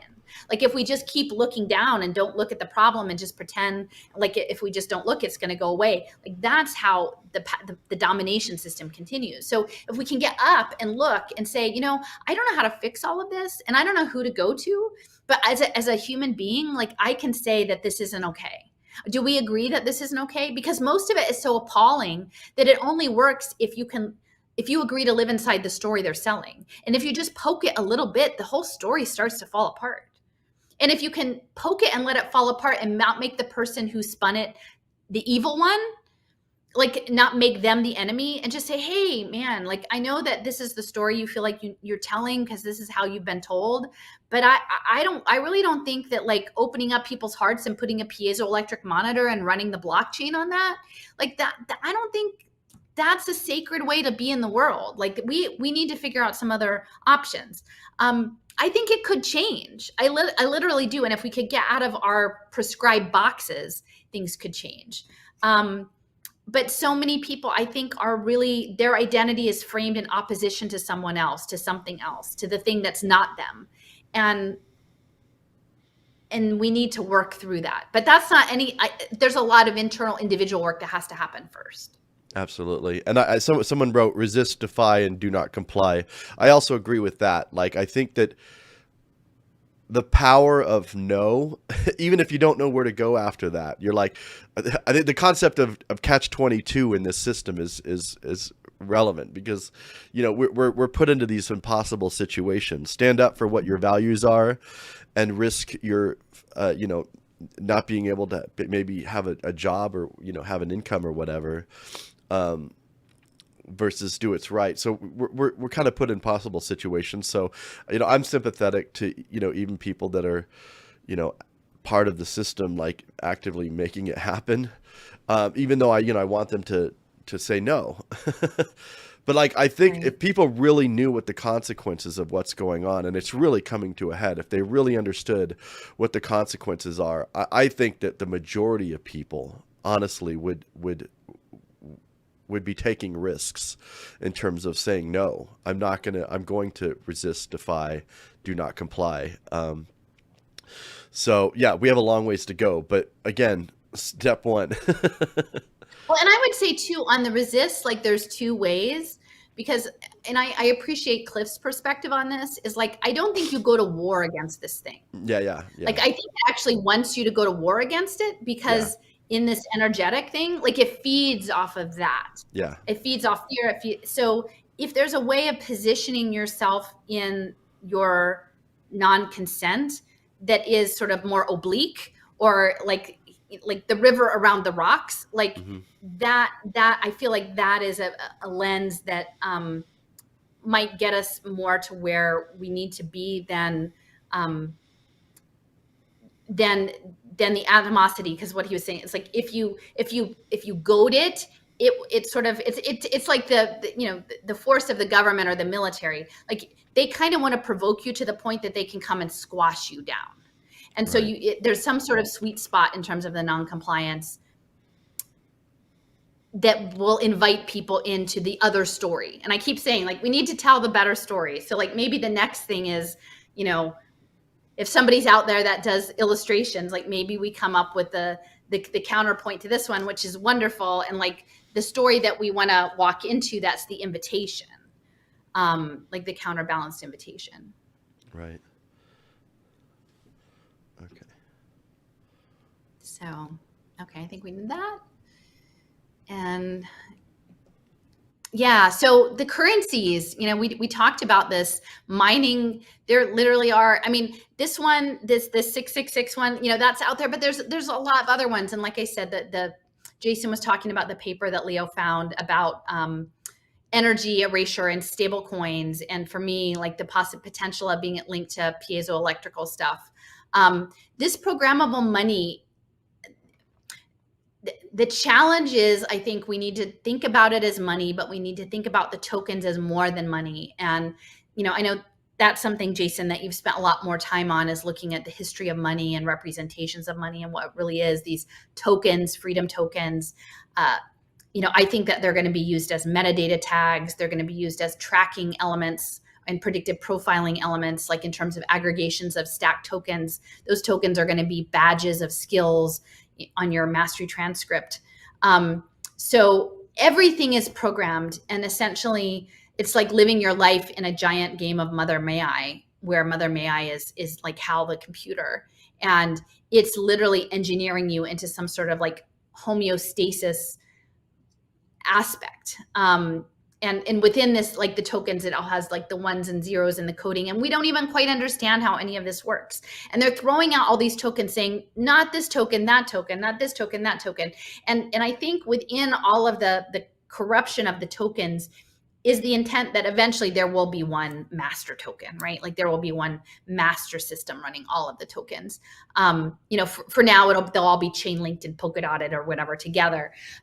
But ultimately they want for there to be sort of like a giant network. I think there's going to be an in-between stage where there's going to be interoperability among them.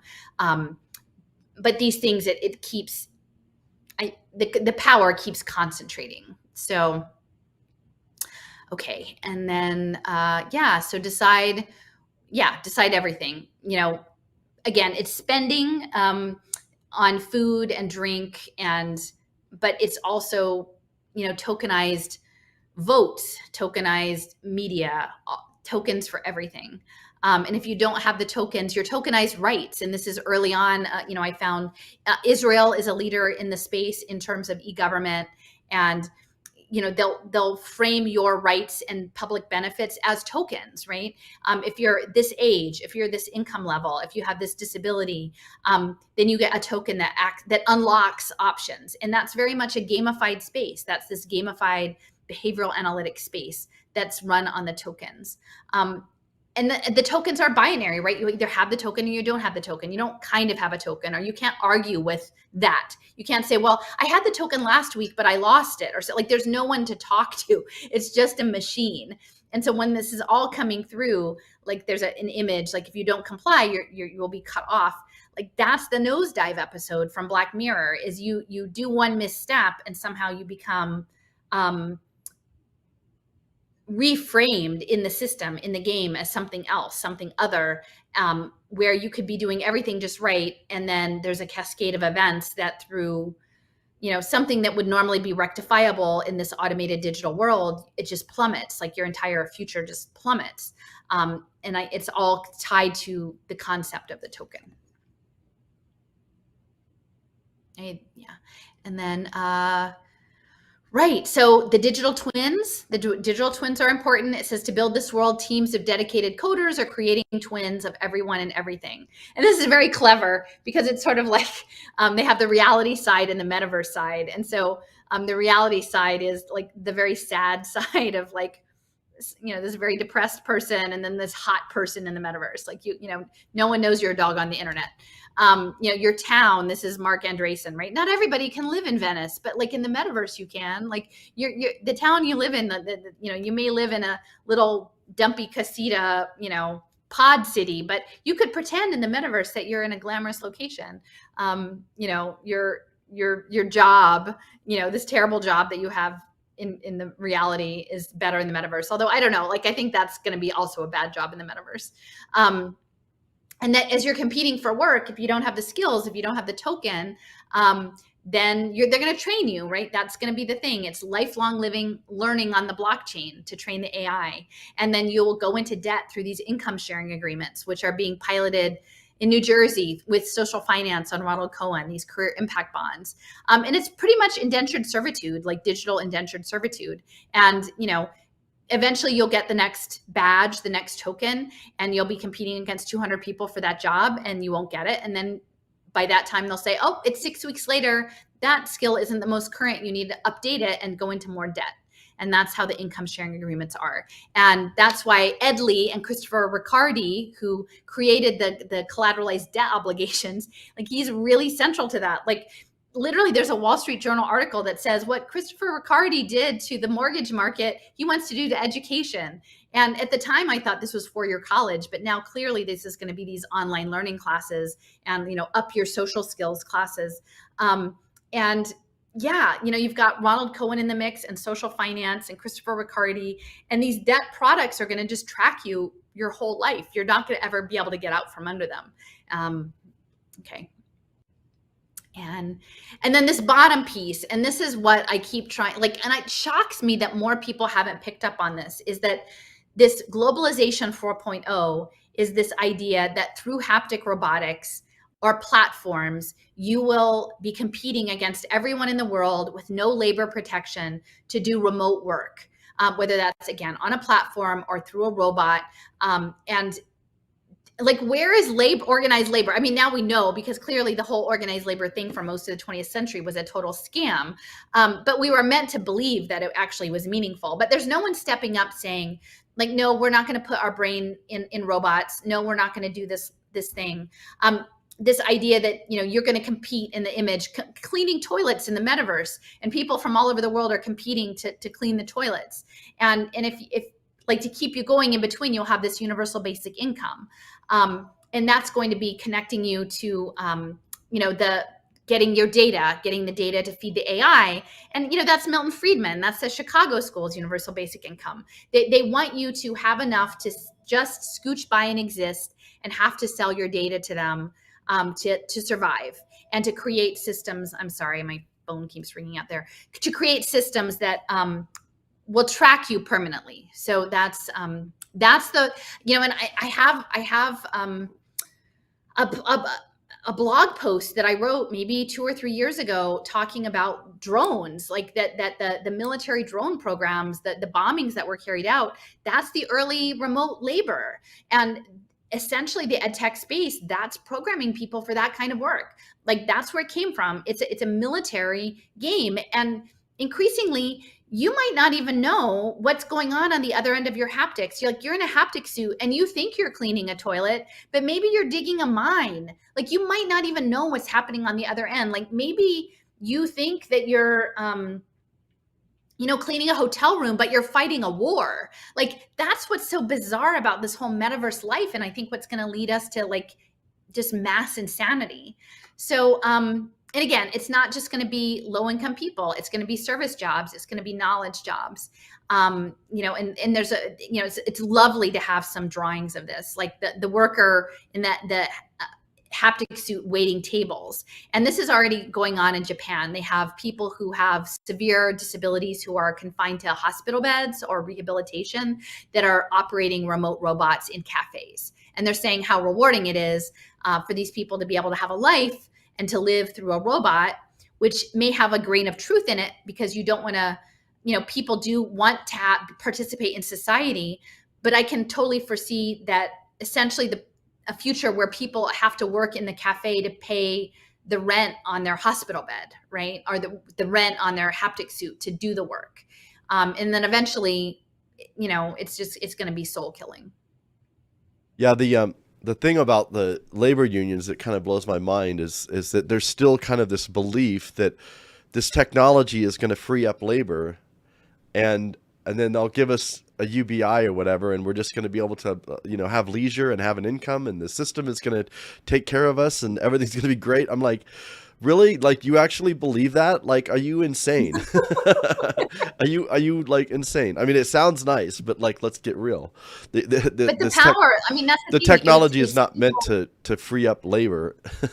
No. For you to have leisure, Well, it's for them to lower the wages, but get the data, because the haptic suits are because literally they want embodied AI, and they need to actually capture our bodies and minds to embody it in their damn robots.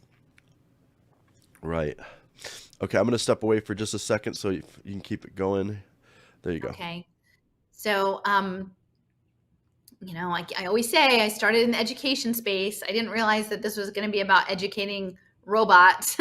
But badges, I have a lot of articles and posts about badges. This is connected to the competency-based education, lifelong learning on the ledger.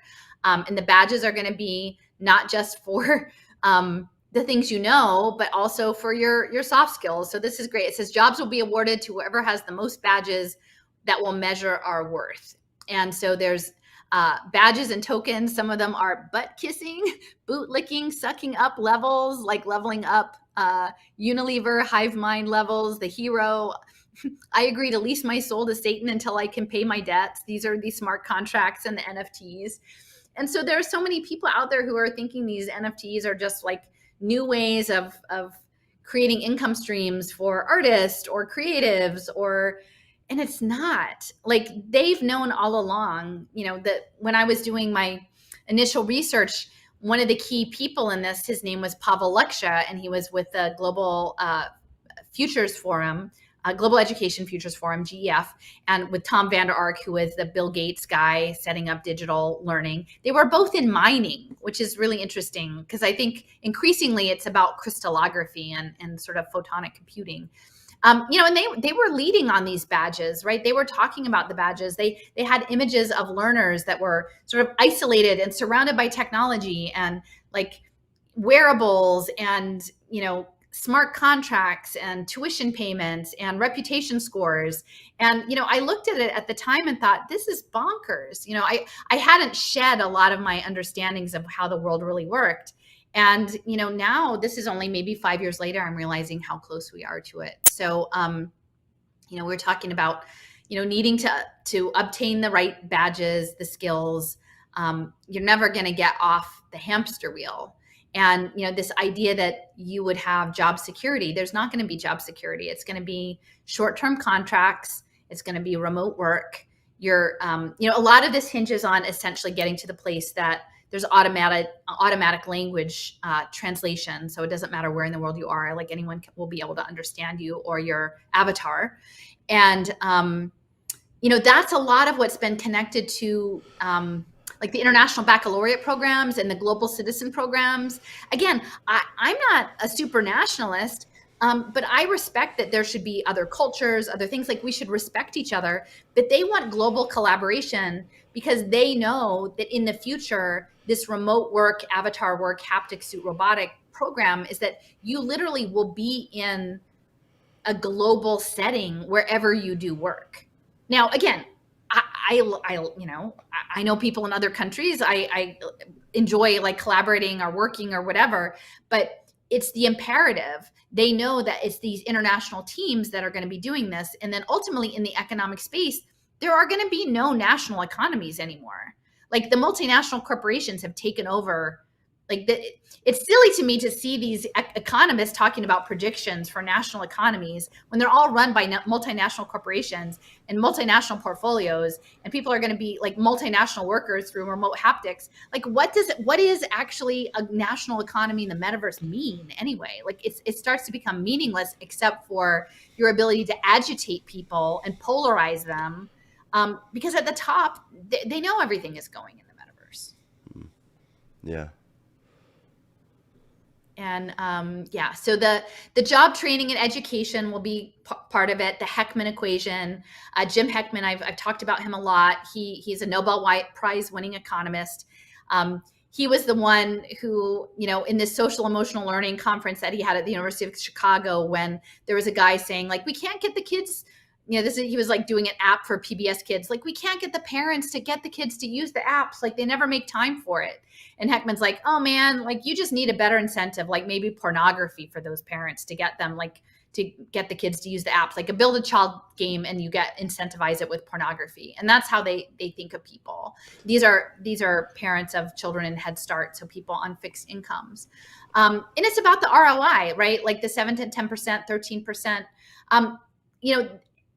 that's not crazy money, but for these philanthropies, for these community foundations, they can park that money in there and call it a day and pat themselves on the back for being good people.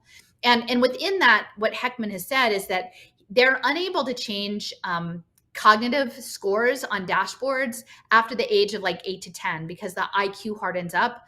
But what they can change is character. And so they're using these digital technologies to literally change how people's minds think and change their characters in ways that's measurable. This is all about measurable analytics on dashboards for the social impact finance deals. And another entity that people should look into is something called Ideas 42. Ideas 42 was pulled out of Harvard. It has like hundreds, if not thousands, of allied sort of applied sociologists and policy think tank leaders. And it's all about behaviorism and getting those measurements. So the social emotional learning thing is real. But the challenge is that many people, they've been polarized on the conservative side to only imagine that it's somehow Marxist trying to do brainwashing on their children. And they don't understand that it's actually about global financial markets and that it's about changing behaviors for the dashboards and for training the AI. And yeah, so this is the big five traits. Schools are now pushing social emotional learning, ranking students by their big five personality scores. I remember seeing these early webs. There's a lot of classroom economies, classroom gamifications for behavior management. And these are tokenized economies, PBIS. An early intervention to manage children with bad, like challenging behaviors. And they have challenging behaviors because essentially the classroom environments have been made super toxic and to drive the children crazy and then penalize them for acting out in very like human ways, largely. The children are being monitored with this technology, including like the surveillance play tables that I talk about, Hatch Education, with facial and voice recognition and managing. They want to know not just what you know, but who you are. And, people like me, dissidents, people who are asking questions that are counter to the main narrative are not going to be well scored in the digital identity space. And it's going to be prenatal. Like a lot of the stuff that's happening now in terms of home visits, prenatal, looking at health disparities, particularly for Black and brown women. The healthcare that they're going to get is telemedicine. It's going to involve a lot of radiation and a lot of wearable devices and tracking and consumption of digital media, because they need to actually capture the minds of the mothers and disassociate it away from the natural world and the natural birthing process into the cybernetic enclosure.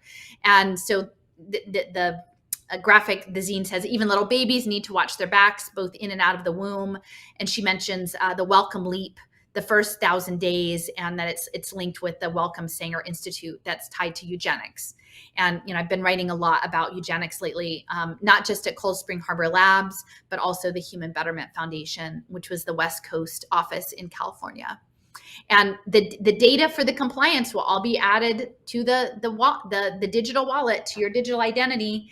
And, my friend with whom we collaborated to create the NAACP resolution opposing digital identity to access public benefits.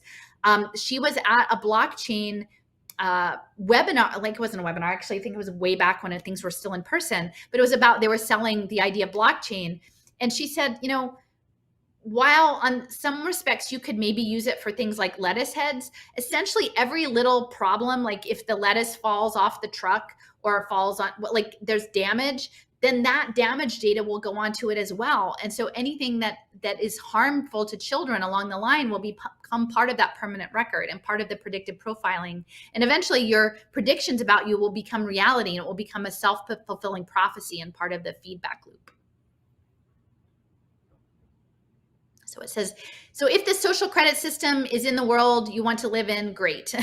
But it has kind of a dystopic, the grocery store with drones going over with the facial recognition squares and sort of, I guess, checking like how you're if you're doing right thinking, if you're thinking about pornography, or if you're thinking about Jesus, and scoring you, and that you have to have a certain score to enter to get food. But then it says, if you don't want to live in a digital prison, let's figure things out. And that's where we're at now, is that we have to actually figure things out, and it has to happen across the board. And these little, the open air digital prison is represented as these hexagons, which is very much graphene and the hive mind. And I just have one thing. I know this person that's religious, and they're thinking about Jesus has a low score. I'll just point out that a lot of the churches are actually actively involved in this thing. So, your faith is not necessarily going to give you a low score, because again, the churches play a major role in this. I just thought I would point that out. That I don't know. Your thoughts on that? Yeah.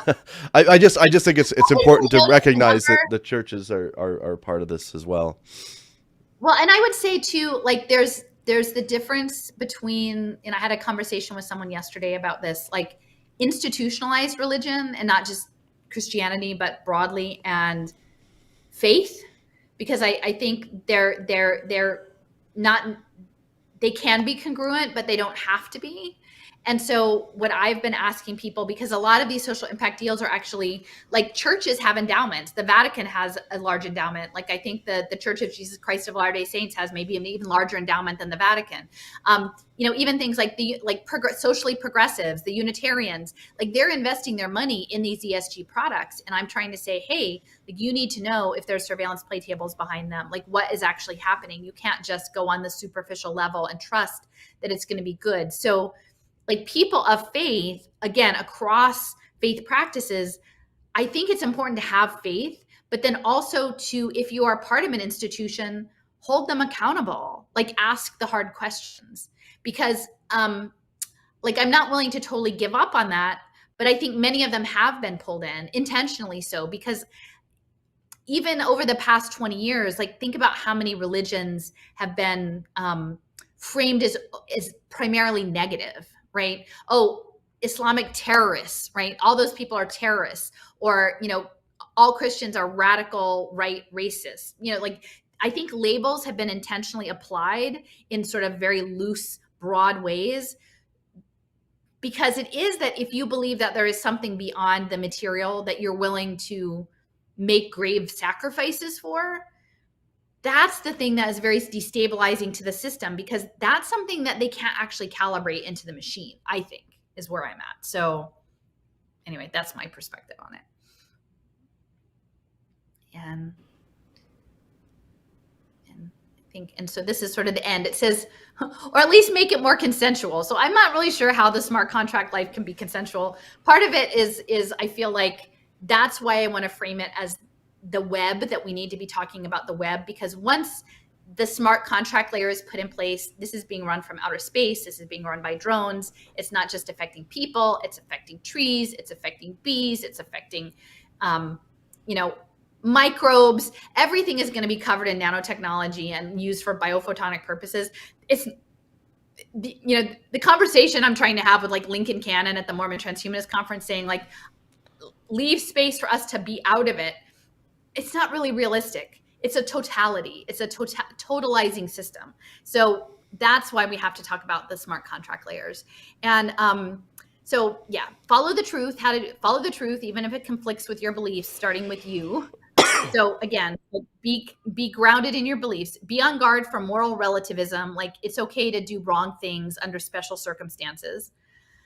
Talk to people locally in person. Use cash, or make your own cash and use it with your neighbors. And that's something that was used largely, again, during the Depression. People had their own, and it doesn't have to be on blockchain. Like, you can use oyster shells or whatever. Like, you can, that's based on real trust, not blockchain trust. Limit or eliminate use of smart devices. Don't allow them in or on your body. And again, I would say that might be easier said than done, because I think we actually are sort of imbued with the frequencies and the nanoparticles. But that's not to say that we shouldn't avoid all that we can. And then learn how to defend yourself legally, physically, and spiritually. And there's more, but that's a good starting point. And it says it doesn't have to be our future, our children's future. It will be so if we allow it. And there's sort of like the closing image is the devil and the monopoly money man going out of business, and they have the Alexa and the microchips and the spyware, and everyone's like just being friendly and being connected outside the everything must go sales store. And so, yeah, so I think we still have to hold on that there is space to be other, that we're here in this time. It's kind of crazy that we even have to talk about any of these things, but we do. And, along the way, you if you can stand in your truth, if you can, hold on to that and speak that in a way that is, doesn't kill your soul, right? That you can find a way to use your creativity like Eve did and spread the message and have hope. I think there is something about the energetics that we draw people to us. And so not everyone will come, but I think you do like attracts like. And so if you have integrity, if you have care, if you can embody that, you'll find good people along the way. And you know, I've had it happen to me.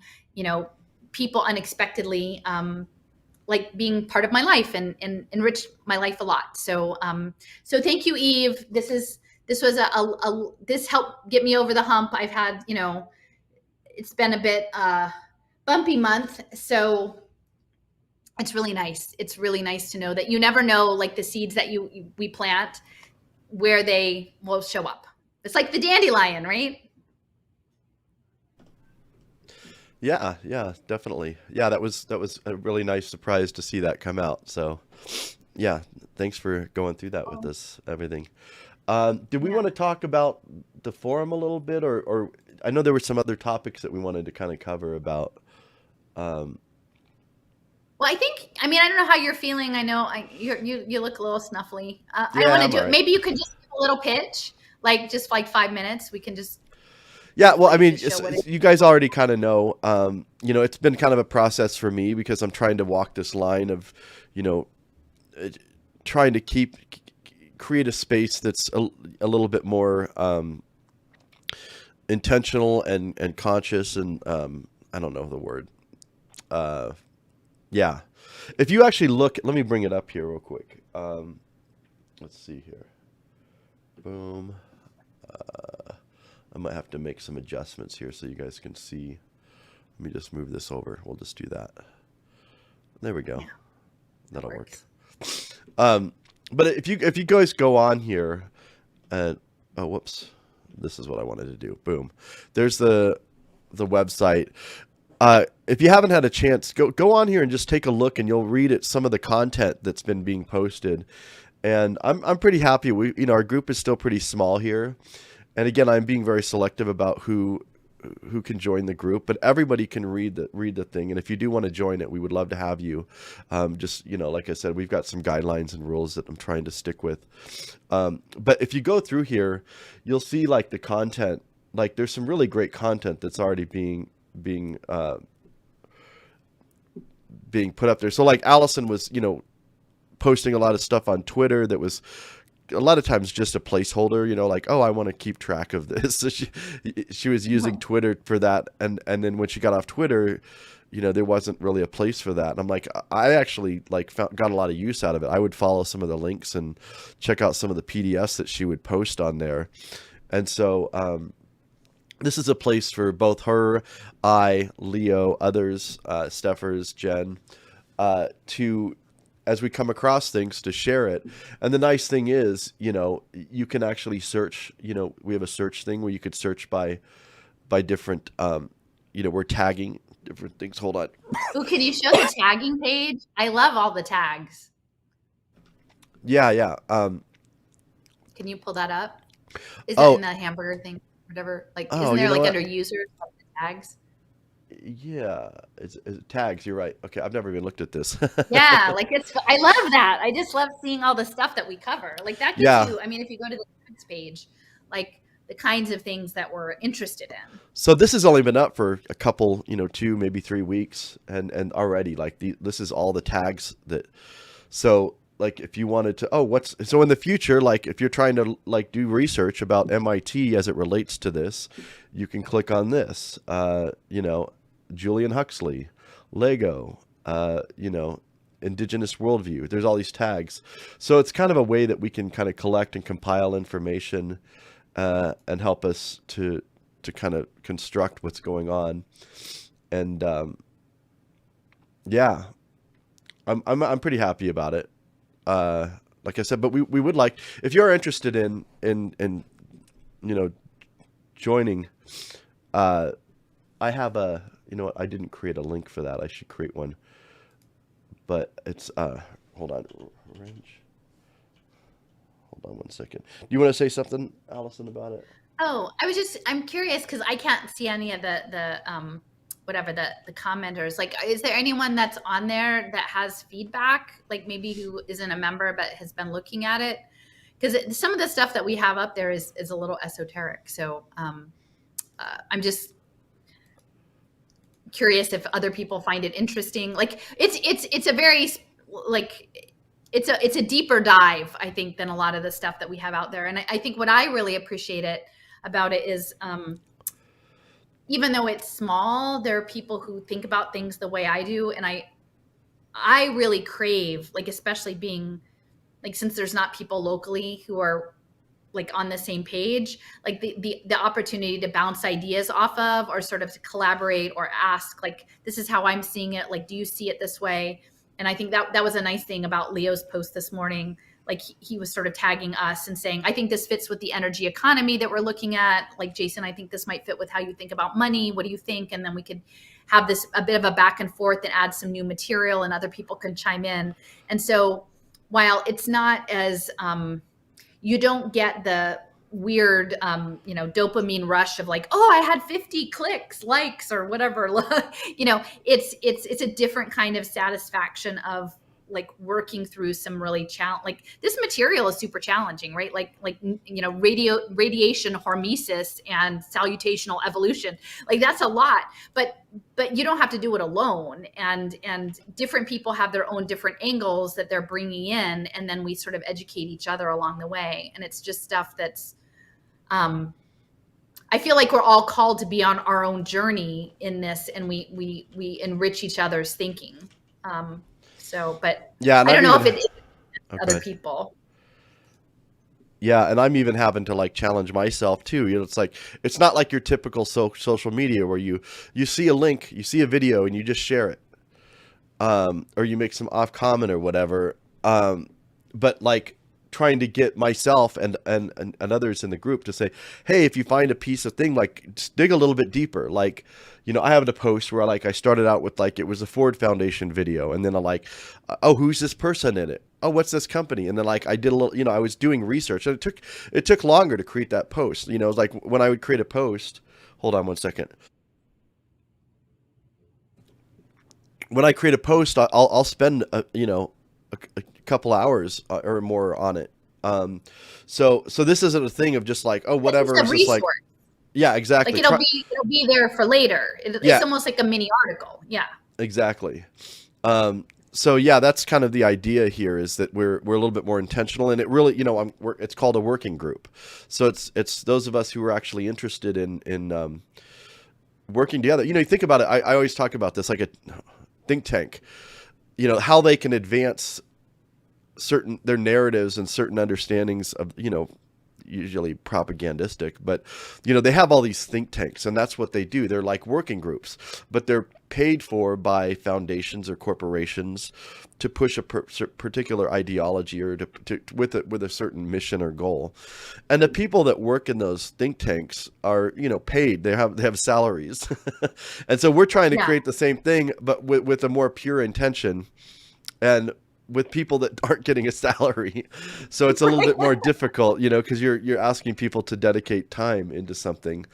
So yeah, it's a little bit different, but we're creating our own little working group here is what it is. I'm looking at the comments here to see if there's I'm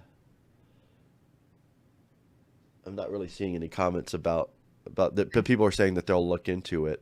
I will just show this. This is the oh, I need to like resize that. Hold on one second. Go, Alison. Pick up. Or you can say talk. Okay. I got a cough. Well, I know, poor Jason. Like we really appreciate you like trying to work your way through your cold. So again, I would just say like I think we've sort of moved on to a bit of a new phase. All of us, like, we're trying to wean ourselves away from the pre-crafted algorithmic social media. We're still trying to hold on to some sort of social connections that can provide some meaningful opportunities, and just working to be really thoughtful about how to tell the story. And I feel like, narrative warfare is tough.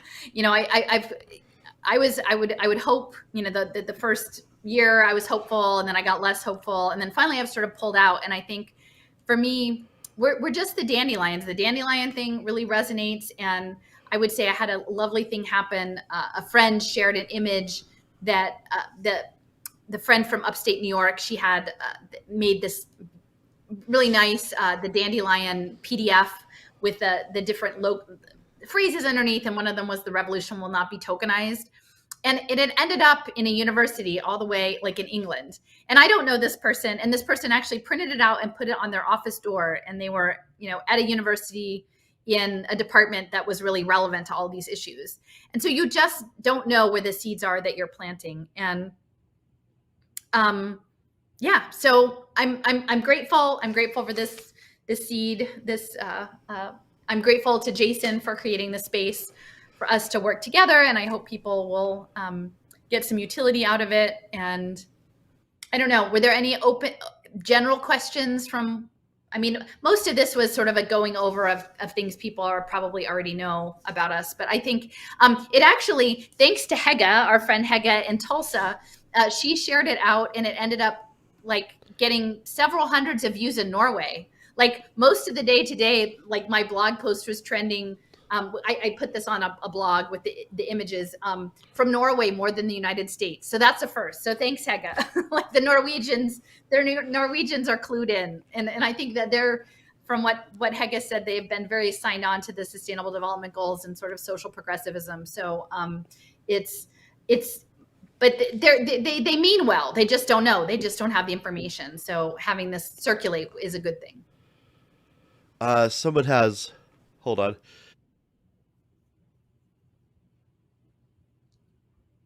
All right, catching up with me here. Someone has a question off topic. Post the question, and I'll let you know if it's too off topic. But yeah, if it fits, I'll ask the question. So I was just going to say is I am kind of screening people. We absolutely want people to participate in this forum and to be a part of it. But I am trying to get people that, first of all, have a basic understanding of what we're talking about. The forum's available for anybody to view. And if you're still learning and you're not like, you don't have to know all the things. I'm still like, a lot of the posts is like totally new stuff for me, but I'm actually putting the time in to try to like learn it, but I do have I set up a questionnaire. There we go. I set up this questionnaire, and I'm going to add more questions to it as well, because as I've been getting people filling it out. Is that not showing up on the screen? It's up in the corner. Oh, wrong one. Okay, boom. So I forget how I had this thing set up. So wrenchinthegears.org. So Alison's blog is .com, but this is .org. wrenchinthegears.org/questionnaire. And it's a form you can fill out where you just give me some of your information and then it asks you a few questions. And then what I'll probably do is do a phone call with you and find out a little bit about kind of where you're at, what your understanding of this is. And, there's a little process, but if you do want to participate, we would love to have you. So that's a way to do that. You want to just go over the questions that Oh yeah, sure. Just quick. Yeah. And like I said, I'm going to add some questions because like some of the forums I've gotten back didn't tell me everything that I wanted to know, which I've been filling in with the phone call. But the question is, share any websites or blogs you're associated with. How did you hear about the working group? Do you know anybody that's currently a member personally? Just some interests and areas of expertise. And I'm going to add like related to what we're doing. But I guess not necessarily because... And then the forum guidelines and rules. And I should put a link on here to that. I'll do that this afternoon. Oh, I do have it at the bottom here. But I also want to add another question related to, what is your understanding of what it is we're facing? So the head of the forum, I wrote, this is a forum for, this is a group forum for investigating cybernetic governance, behavioral economics, and the synthetic transformation of life. And that was like the best I could do, at least for now, in terms of distilling it down to like what it is we're talking about.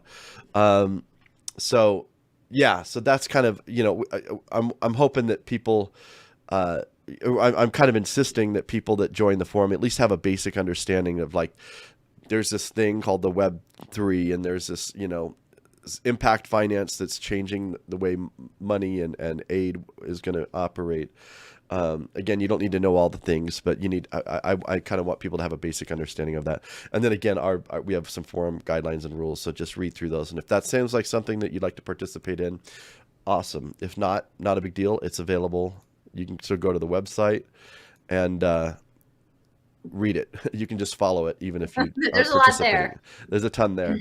And then I'll also say too, like, let's say you're not even interested in what it is we're doing, which you should be, but I don't know why you'd be watching this video if you're not interested in what you're doing, but what we're doing. But I think everybody should do this. Like, people need to move away from social media. And so, like, even if you have a knitting club or whatever, and you're using Facebook to do your knitting club or whatever, there are things like this discourse, and it's not that big of a learning curve. There's in fact, if you want to pay them, they'll do it for you. It's a little pricey if you pay the companies to do it. Like, the company Discourse will do it for you for, like, I think minimum $100 a month, which is expensive, but it's actually pretty much free if you just get hosting.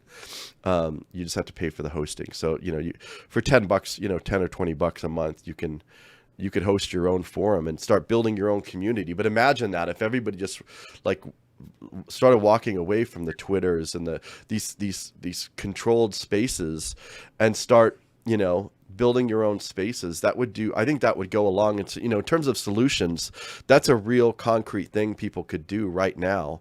And like I said, even if it's not a research group like this, if it's a cooking club or, your business or whatever, people need to get off of these controlled big tech social media spaces. Yeah. So, and there's tons of, there's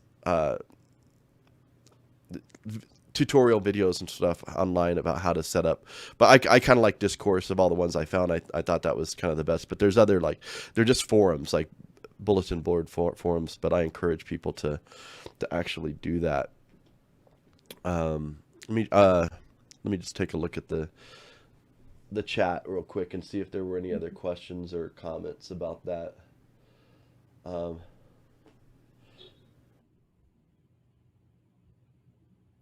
Poor Jason. I'll survive. It's actually not. It's just a cold. I mean, it's a little sore throat, a little stuffy, but it's not that bad. It's just kind of irritating. But I'm not seeing any. All right. Well, it wasn't a lot of new territory. We're just placeholder. It's next Thursday, right? Next Thursday, we're going to be talking with Leo. Yeah, I haven't created the link for y'all, but yeah, next Thursday we are doing. What time is that? I don't even remember what time we're doing it at. I'll have to check. I don't know. So Leah's been doing some work on parametric insurance, which is these new kinds of insurance products, but it's linked to. Like, he's been specifically focusing a lot on ecology and sort of the history of the ecological movement and these ecological economics and the energy economics, and how a lot of it's tied to the nuclear energy, nuclear fallout, weapon systems. And so we're going to have an interesting conversation, I think, both about these automated insurance products and some use cases and how it relates to this earlier history of the ecology movement, which most people would have no idea that it's actually connected to the Atomic Energy Commission. Definitely keep an eye out on that for next Thursday. Yeah, and it'll be at 2 p.m. Eastern time. Is that right? Does that sound right? I forgot to look. Yeah, I think it's 2 p.m. Eastern time. But check the YouTube channel. I'll have a link up later on today. I'll create the link. There was someone that wanted to ask a question though, so I want to just real quick and look and see the off-topic one. I'm not seeing.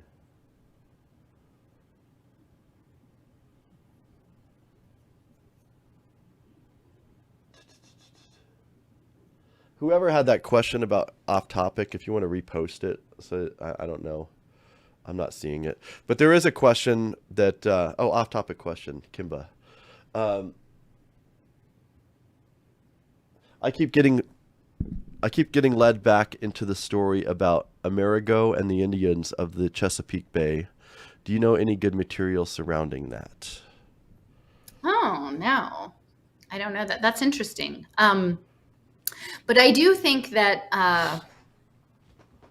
the Chesapeake Bay is sort of an extension of the Susquehanna River. And like, is it Michael Wan and like Roz Ben did a really interesting podcast on the power, because the Susquehanna River is very old, and the different sort of imprints along the Susquehanna, including going all the way down to the Chesapeake with Jamestown, and sort of the connection between like Sir Walter Raleigh and John Dee, and then up to Aberdeen, which is a signals intelligence center, and 3 Mile Island, and then further up, like, which is where Joseph Smith translated these tablets. So if you haven't seen that podcast on the Susquehanna, I would check it out. And at one point, this is just incidentally, but I was at an activism event like 3-4 years ago, and I had someone like asking me if I was a time traveler, which was a bit odd. It was like, and just took me aback. But he's like, I'm Nanticoke, and we're very mystical, and I think the Nanticoke are also in the Chesapeake.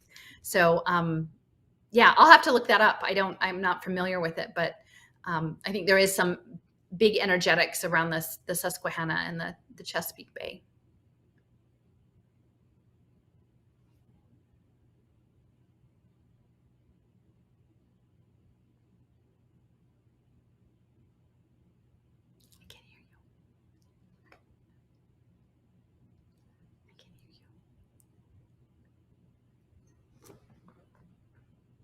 Hear you.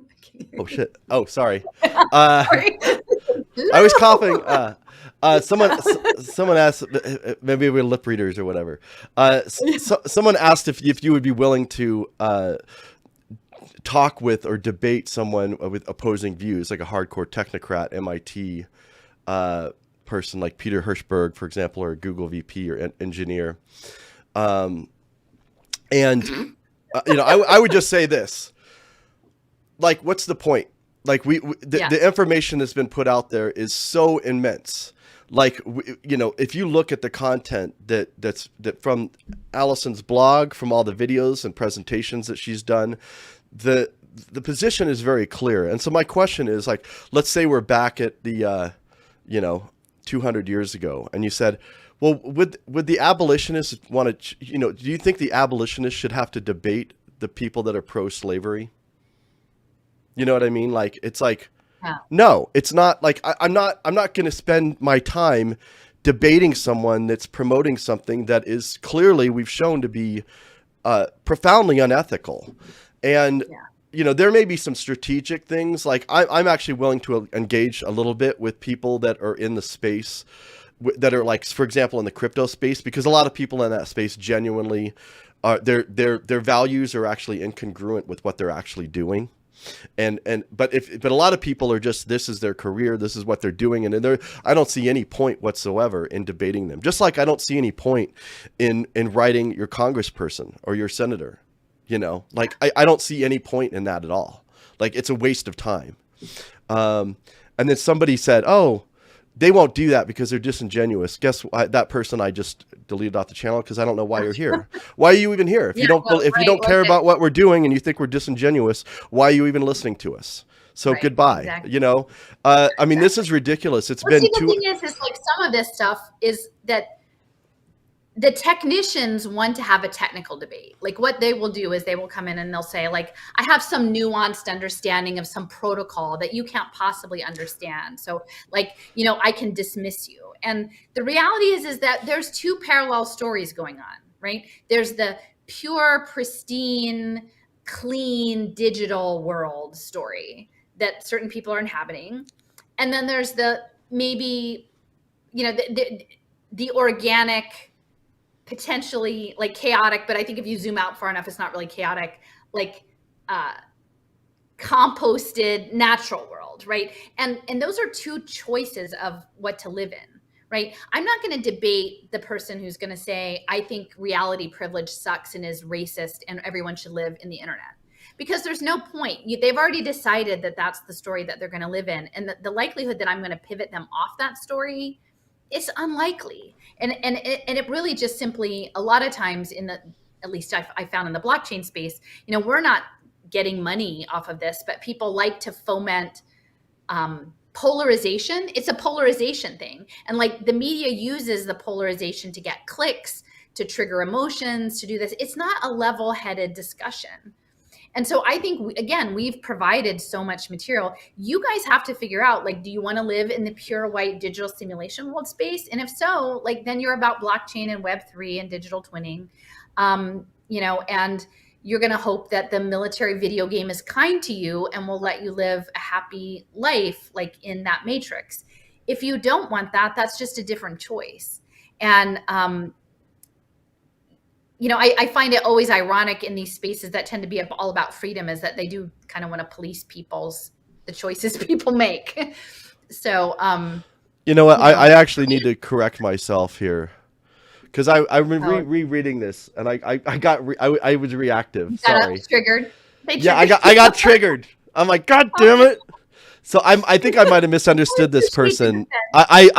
I unhid them from the channel, but I just unhid them again. So hopefully they'll come back. But all right. But we've been here's the thing. We've been we've had a lot of people attack us on this. So they said, just my 2 cents. They won't go for it. They're disingenuous at best, and willfully ignorant at worst. I thought they were talking about us, but the person might have been talking about the technocrats. So anyways, I apologize. I mean, the thing is, like, I think they're literally occupying a different story. Like, I don't know how much of it is willingly or unwillingly. Like, literally, they're living in a different reality. And so to pull someone out of that and then offer them uncertainty, because the only thing that we have in the organic space is, it's uncertainty, but it's authenticity, right? Like, hopefully there's some love mixed in there, or some camaraderie, or some like reality. But it's hard. Like, people, like the people don't want to step into your space, because when you do, they feel like there's going to be nothing there to catch them. And everyone has to find their own way to be in that new space. Like, for me, over the winter, early spring, like, I spent too much time online and I got in a dark place. But like, being out in the Susquehanna or in the Shenandoah and going in the woods and collecting acorns, and like, that's still real. Like, I'm still being able to be connected to that realness. And, for me, I think the issue of informed consent is so central. And the fact that, like, it's one thing for an adult person in a reasonable state of mind to make their own decision, but these decisions are being made for the next generation, for the unborn, for the children, for the other sibling beings in this world. And like, I don't think that's right. Like, I don't think that we should be taking liberties with their other forms of life to modify them as biomaterials. Like, it just, and I really do hope, like, I'm just going to put the call out to the people out there who are like having a very narrow conversation about crypto, who want to just like limit their conversation to like, oh, I don't like, this is a grifter, or, this is, I don't like this kind of NFT or whatever, to like dig in. Like, this is the thing. This is the digital twin. This is the soul-bound token. This is your representation in this video game. And it's going to be for everyone. So it has to be a more holistically understood structure. People have to interrogate the structure and then the parts, but don't limit yourself to just the small parts, because that's how the narrative warfare plays out. Yeah. And again, I want to apologize to Mike Jones. I kind of reacted to that, but we've actually been attacked on that quite aggressively and consistently on that thing of like, why aren't you, debating these? Why aren't you connecting with these people? I didn't listen to it, but like Derek Bros and Greg Carlwood came out against me again, like recently. Like, I haven't even talked to those people in like 4 months, 5 months, like, get over yourselves. Like, clearly, there's something that they haven't settled. Like, right. This whole white hat crypto, black hat crypto, like, I'm not buying it, guys. Like, you're either agreeing to live for everything in the world to live in a militarized web, or you're not. Yeah. And if you're committed to the digital smart tech crypto thing or whatever, it's you need to figure it out. We have lots of content that you can look at. You can check out our new discourse forum. There's lots of information there. Yeah, you should see the whole thing with the like opened up rats with the piezoelectric energy sensor things being stuck in. And they're like, yeah, hey, we did it with the rats. Now we can do it with people next. And I'm sure they'll link it up to like heart monitors Was or that the something and Walter say, oh, Russell one? I think it was the stable coin. I think Oh, was it? like that's the Raytheon stuff. It's the Oh, one yeah, Leo. yeah. It was the sunrise. Yeah, if you go to the very bottom, like click that one and run to the bottom, like with the rat thing. It's really it's there. Oh, It is. yeah. Like, can Oh, you make it yeah, bigger? yeah. This is really gross. It looks gross, but what they're doing is, you want to explain what this is here? Yeah. Well, essentially, what they're trying to do is like, can you expand it at all? Like the rat Uh, thing. Maybe Let me not. see here. That's okay. Yeah. You can see the little rat up there, and they're putting. You see biofuel cell and tunable wires and plugs and connectors. And so what they're trying to do is they're essentially inserting these flexible like energy, like I guess if piezoelectric is like a tap or a compression. And so they're literally trying to harvest energy off of things like your swallowing, your heartbeat, your blinking with these nanowires. And so in this case with rats, they're putting them in. And I think, they'll talk about it in a dual use way, like, oh, you need power to run your heart monitor. So we're just going to tap, put this little postage stamp thing in there. But I don't think it's ultimately going to be limited to just health things. Like they're going to turn us into their batteries. And, listen, I'm challenging all y'all RFK Jr. supporters out there. This is your alternative energy. This is your green energy right here. Okay. So Mr. Vantage Point Capital Partners, why don't you take this and you show this to him and say, this is where this is going.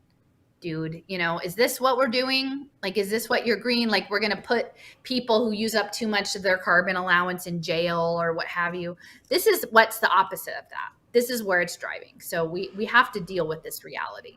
So hopefully And this is not being a good relative. It's I was able disgusting. to get it and make it bigger, but hopefully you guys can see that. But yeah, there's this rat with a plug in its head, a connector, and this is a real thing. Like this is, you can see these are images. They did the surgery on this rat, and we're the rat. Crazy. Doesn't it look so green? Thank you, Greta. How dare you? Yeah. All right. So. Okay, that's gross. Sorry, but so but this is just like, just scroll back through, like this is like, because we had a pretty active, like there's the PDF links. I mean, just I have one of my maps that I put up like with some material that I've been working on that's related to the energy credit economy. And again, you can talk about your MasterCard being tied to a carbon credit, but what really matters is if you can take it back to the World Banks and these earlier systems of the ecology and the carbon cycles and the Odom brothers and the Atomic Energy Commission. That's where it gets more complex. Yeah. Yeah, so again, join us, and thanks everyone for listening to us. I think we've been going for a couple, 2 or 3 hours, 3 hours. I know. I can never do it short. Well, thank you, Eve. Again, this really means a lot to me. This helps keep me going. This is like these personal connections. And thank you, Jason, for holding space, for your technical support, even with the sniffles. Yeah, hopefully I'll be 100% by next week's live stream. So I'm just looking to see if there were any other questions or relevant comments. I think we're good. All right, everyone. Okay. Thanks a bunch. Until next time. Bye.